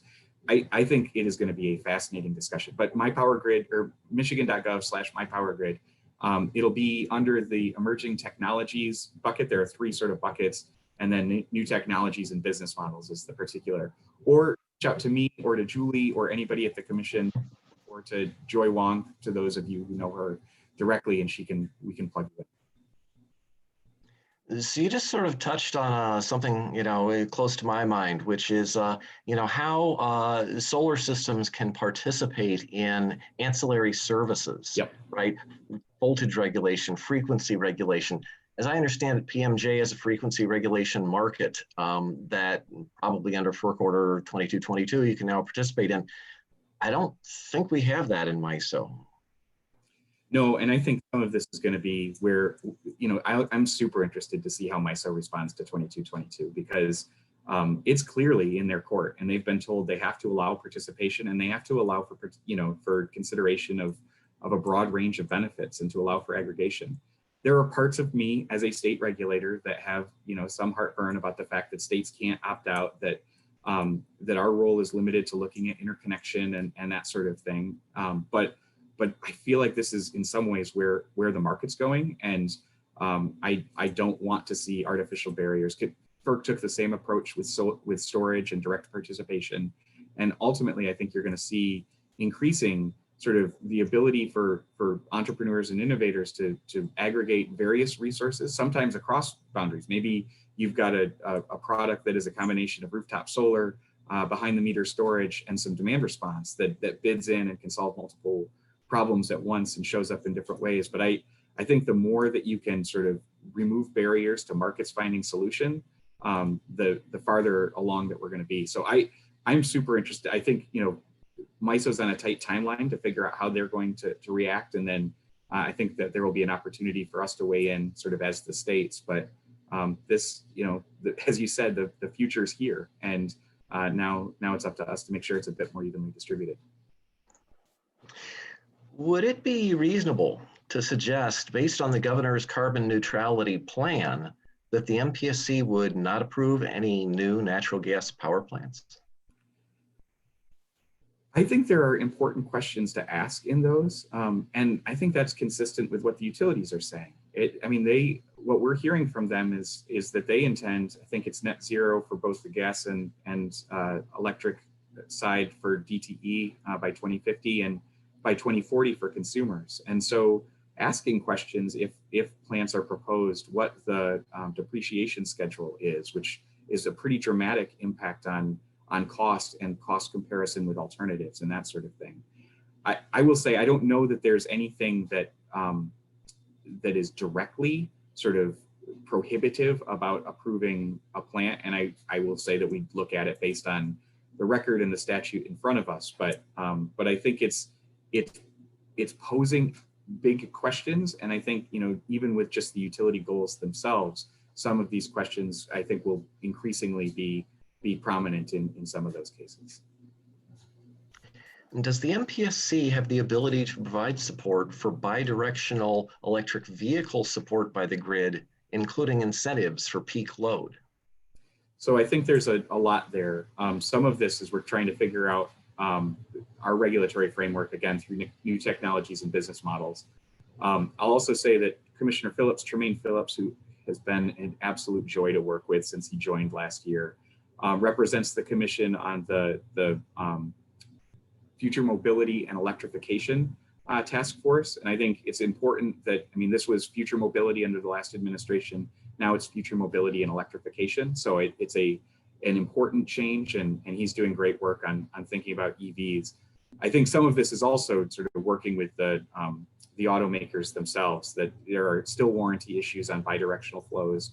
But absolutely, I think when we approved the pilots for EV charging infrastructure, and I think those were important. They allow the utilities to rate recover for investments, but only on a make-ready basis, so that there's still a competitive market at the end for folks like EVgo and ChargePoint and the rest, but building the infrastructure. But then it's tied to make sure that there's sort of broad grid benefits with smart charging schedules that are associated with that, and including, I think, on demand response. So, bidirectional flows is where I think everybody expects that we're going to be. And when you look at the number of vehicles that could enter and the amount of charging that represents, it dwarfs anything that we have. And it's distributed. We've got to get ready for it, but it's a huge potential asset. But even without direct bidirectional charging, the ability to do voltage regulation, and maybe we think about sort of smart charging in terms of charging at night, when the wind's blowing and when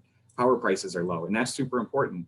But it's also about managing sometimes the instantaneous changes in voltage, and to say, I'm going to charge now, and a half second later I'm not, and then a half second after that I'm going to, as a way of providing frequency control and ancillary services. We've got to make sure that we've got the right market mechanisms to compensate for the valuable services that is providing. But I think we've got a lot of work to do even before we get to bidirectional charging.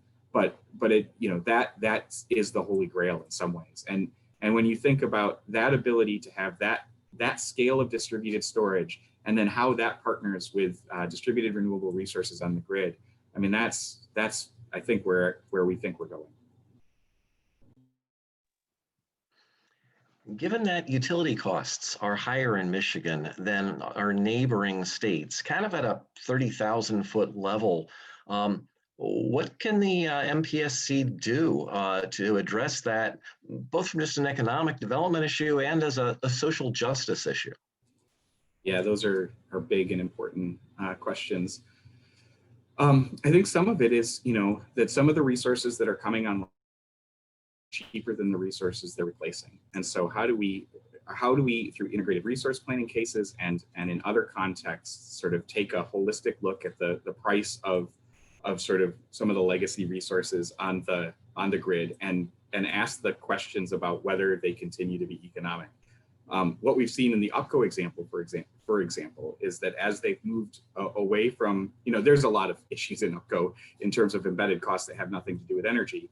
But as they've moved away from sort of some of their older legacy, more expensive units to incorporating more renewables, their residential costs have actually gone down. And that, I think, is a lesson that we can build on. And so some of it is about the fleet transformation, and then are there other tools in the toolbox to help accelerate that with the planning process or otherwise?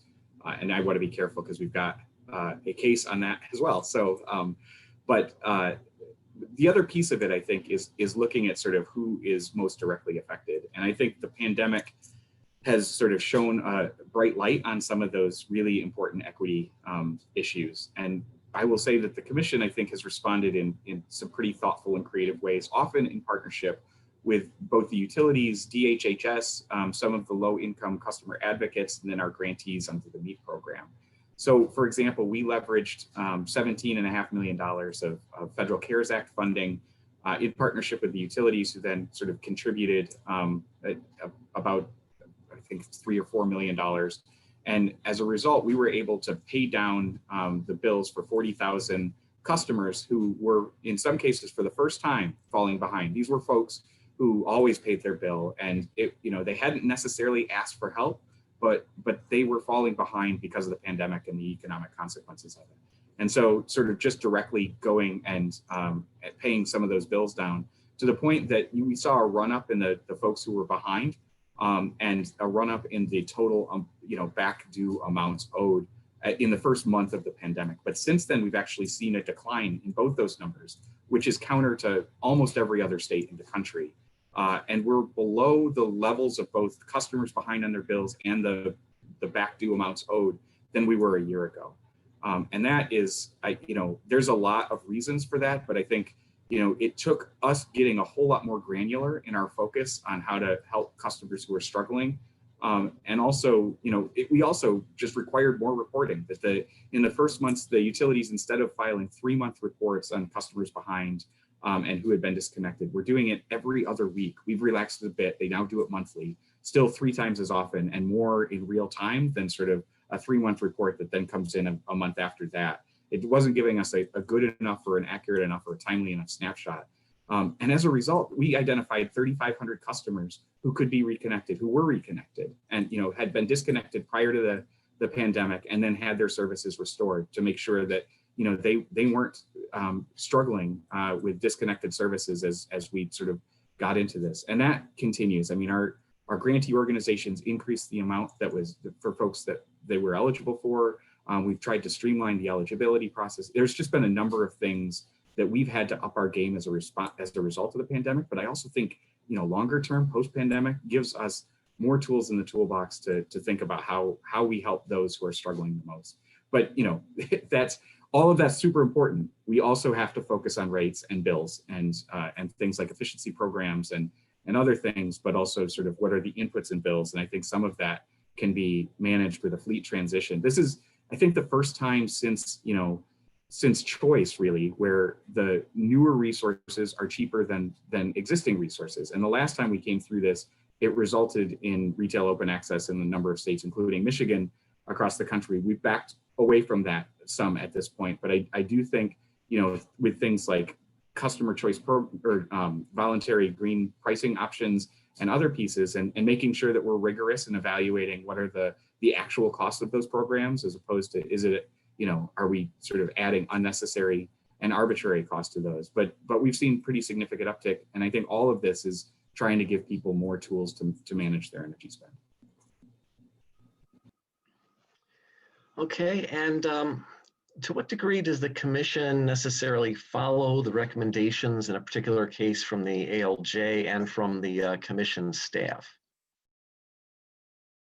I will say, so I think the world of our staff, and I think they play an incredibly important role in our cases. But we also actually, and I don't think I was fully aware before I joined the commission, there is a wall between us during case proceedings. I can't talk to Julie during a case about her views. I'll see it in testimony, but I can't, we have the same ex parte rules with our own staff, with the exception of some advisors and attorneys and bill drafters that we do with outside parties. And so, that gives them the independence to make their views known, to put their expertise on the record. And it's a hugely important part.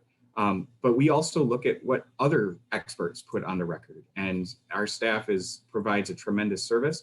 But they are, at that point, one of the interveners in the case. They get automatic intervention, and they, I think, are the only party that participates in every case. But it's the strength of their arguments, which tend to be pretty strong. But if we think that somebody else has better arguments, we can go with other people's arguments. And the ALJ, I think, they play such an important role, in case management, in just sort of making sure that the proceedings work. But ultimately, if we think, the ALJ got it right, we can affirm. And if we think that there's a better answer based on the law and the record in a case, we can go in a different direction. And that happens fairly frequently. And so I think in both cases, there's real autonomy. I have never once talked to an ALJ about what he or she is putting in their case. and the same for staff. But I will say that the autonomy also means that at the end of the day, if we think there's a better answer supported by law and record evidence, that we can go there, and it's ultimately the commissioners and orders that do that. Dan, I want to really thank you. Some of these questions were, I'm sure, challenging, and I appreciate you taking your time to speak with us and to just take whatever we throw at you. I know that's a tough situation to be in, and I want to give you a chance to make any concluding remarks that you'd like to make.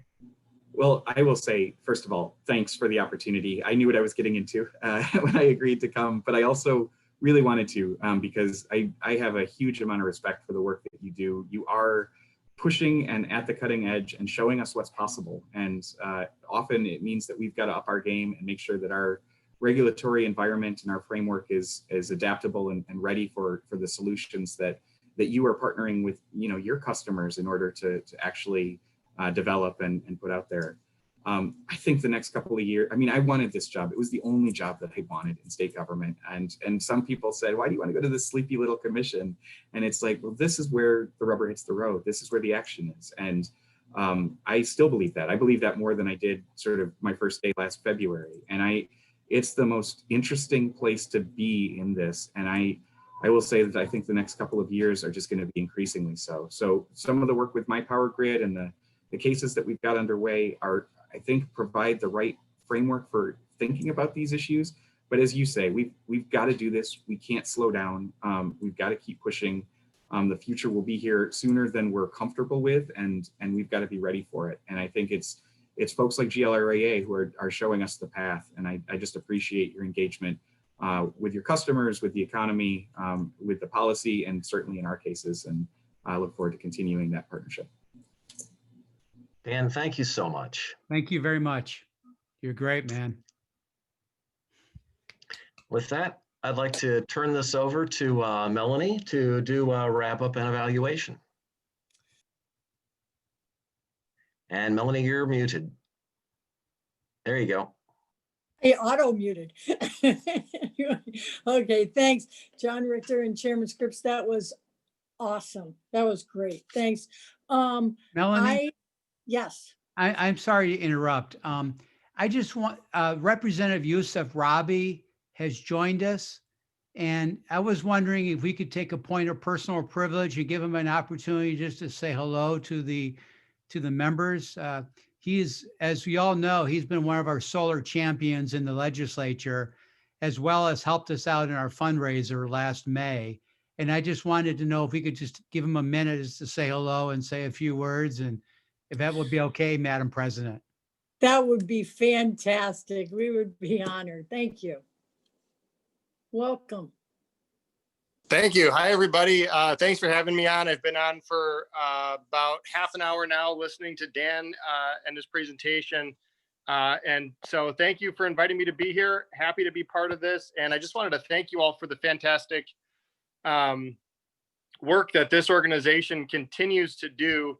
The fight that you're in is one, as the questions were coming in, about some of the dark money in politics. We've got a lot of cards stacked against us in this fight for solar energy, for clean, renewable energy future, but we've got a lot of good people. It's really rewarding and empowering to see everybody here on this call, a lot of familiar faces, a lot of people that are, we're all in this fight together. And despite the fact that the odds are great, and the cards in some ways are stacked against us, I have felt empowered by this group. I have felt that we've gotten some real progress made in the last 2 years in the legislature with the passage of those 3 very important bills around taxation and so much more in terms of the introduction of a bunch of other legislation. We're going to keep that momentum going into next year. Really proud to be with you here today. Thanks again for the invite, and keep up the great work. Thank you. Thank you. That's fantastic. Excellent. And we look forward to continuing to work with you this year. With that, I was going to do a wrap up. We are on time. Thanks for everybody being respectful of the time. John Freeman, you did a fantastic job getting this agenda together. The speakers were excellent. The panels were great. Thank you so much. You upped the bar, so next year is going to be even more of a challenge. But on top of that, we'll probably will we send out a note to everybody asking for any comments or any kind of suggestions for next year or that? I think we will, because one of the things that I talked about earlier is more membership engagement. And I know John Sarver and Mark Clevey have suggested that we put together some surveys for our members to react to. And I think we can do that in terms of an evaluation of this meeting, as well as get some input about some of my suggestions for the plan for 2021. So we'll put that together probably in December, but maybe early January. But I am open to any feedback from members about this meeting, about what we can do better as an organization. Because we're very transparent about the work we do. And again, we couldn't do this work without the members and the membership support. So we're always open to that input. Great, excellent. So if there's any comments from any of the other board members that we left off the agenda, if not, I will look for a motion to adjourn for everyone to stay safe, stay warm, stay solar. Oh. Okay, thanks, Mark. Motion adjourned. You guys have a fantastic year. And we'll see Thanks, you next everybody. time. Thank you. Thank you, everybody. Mhm.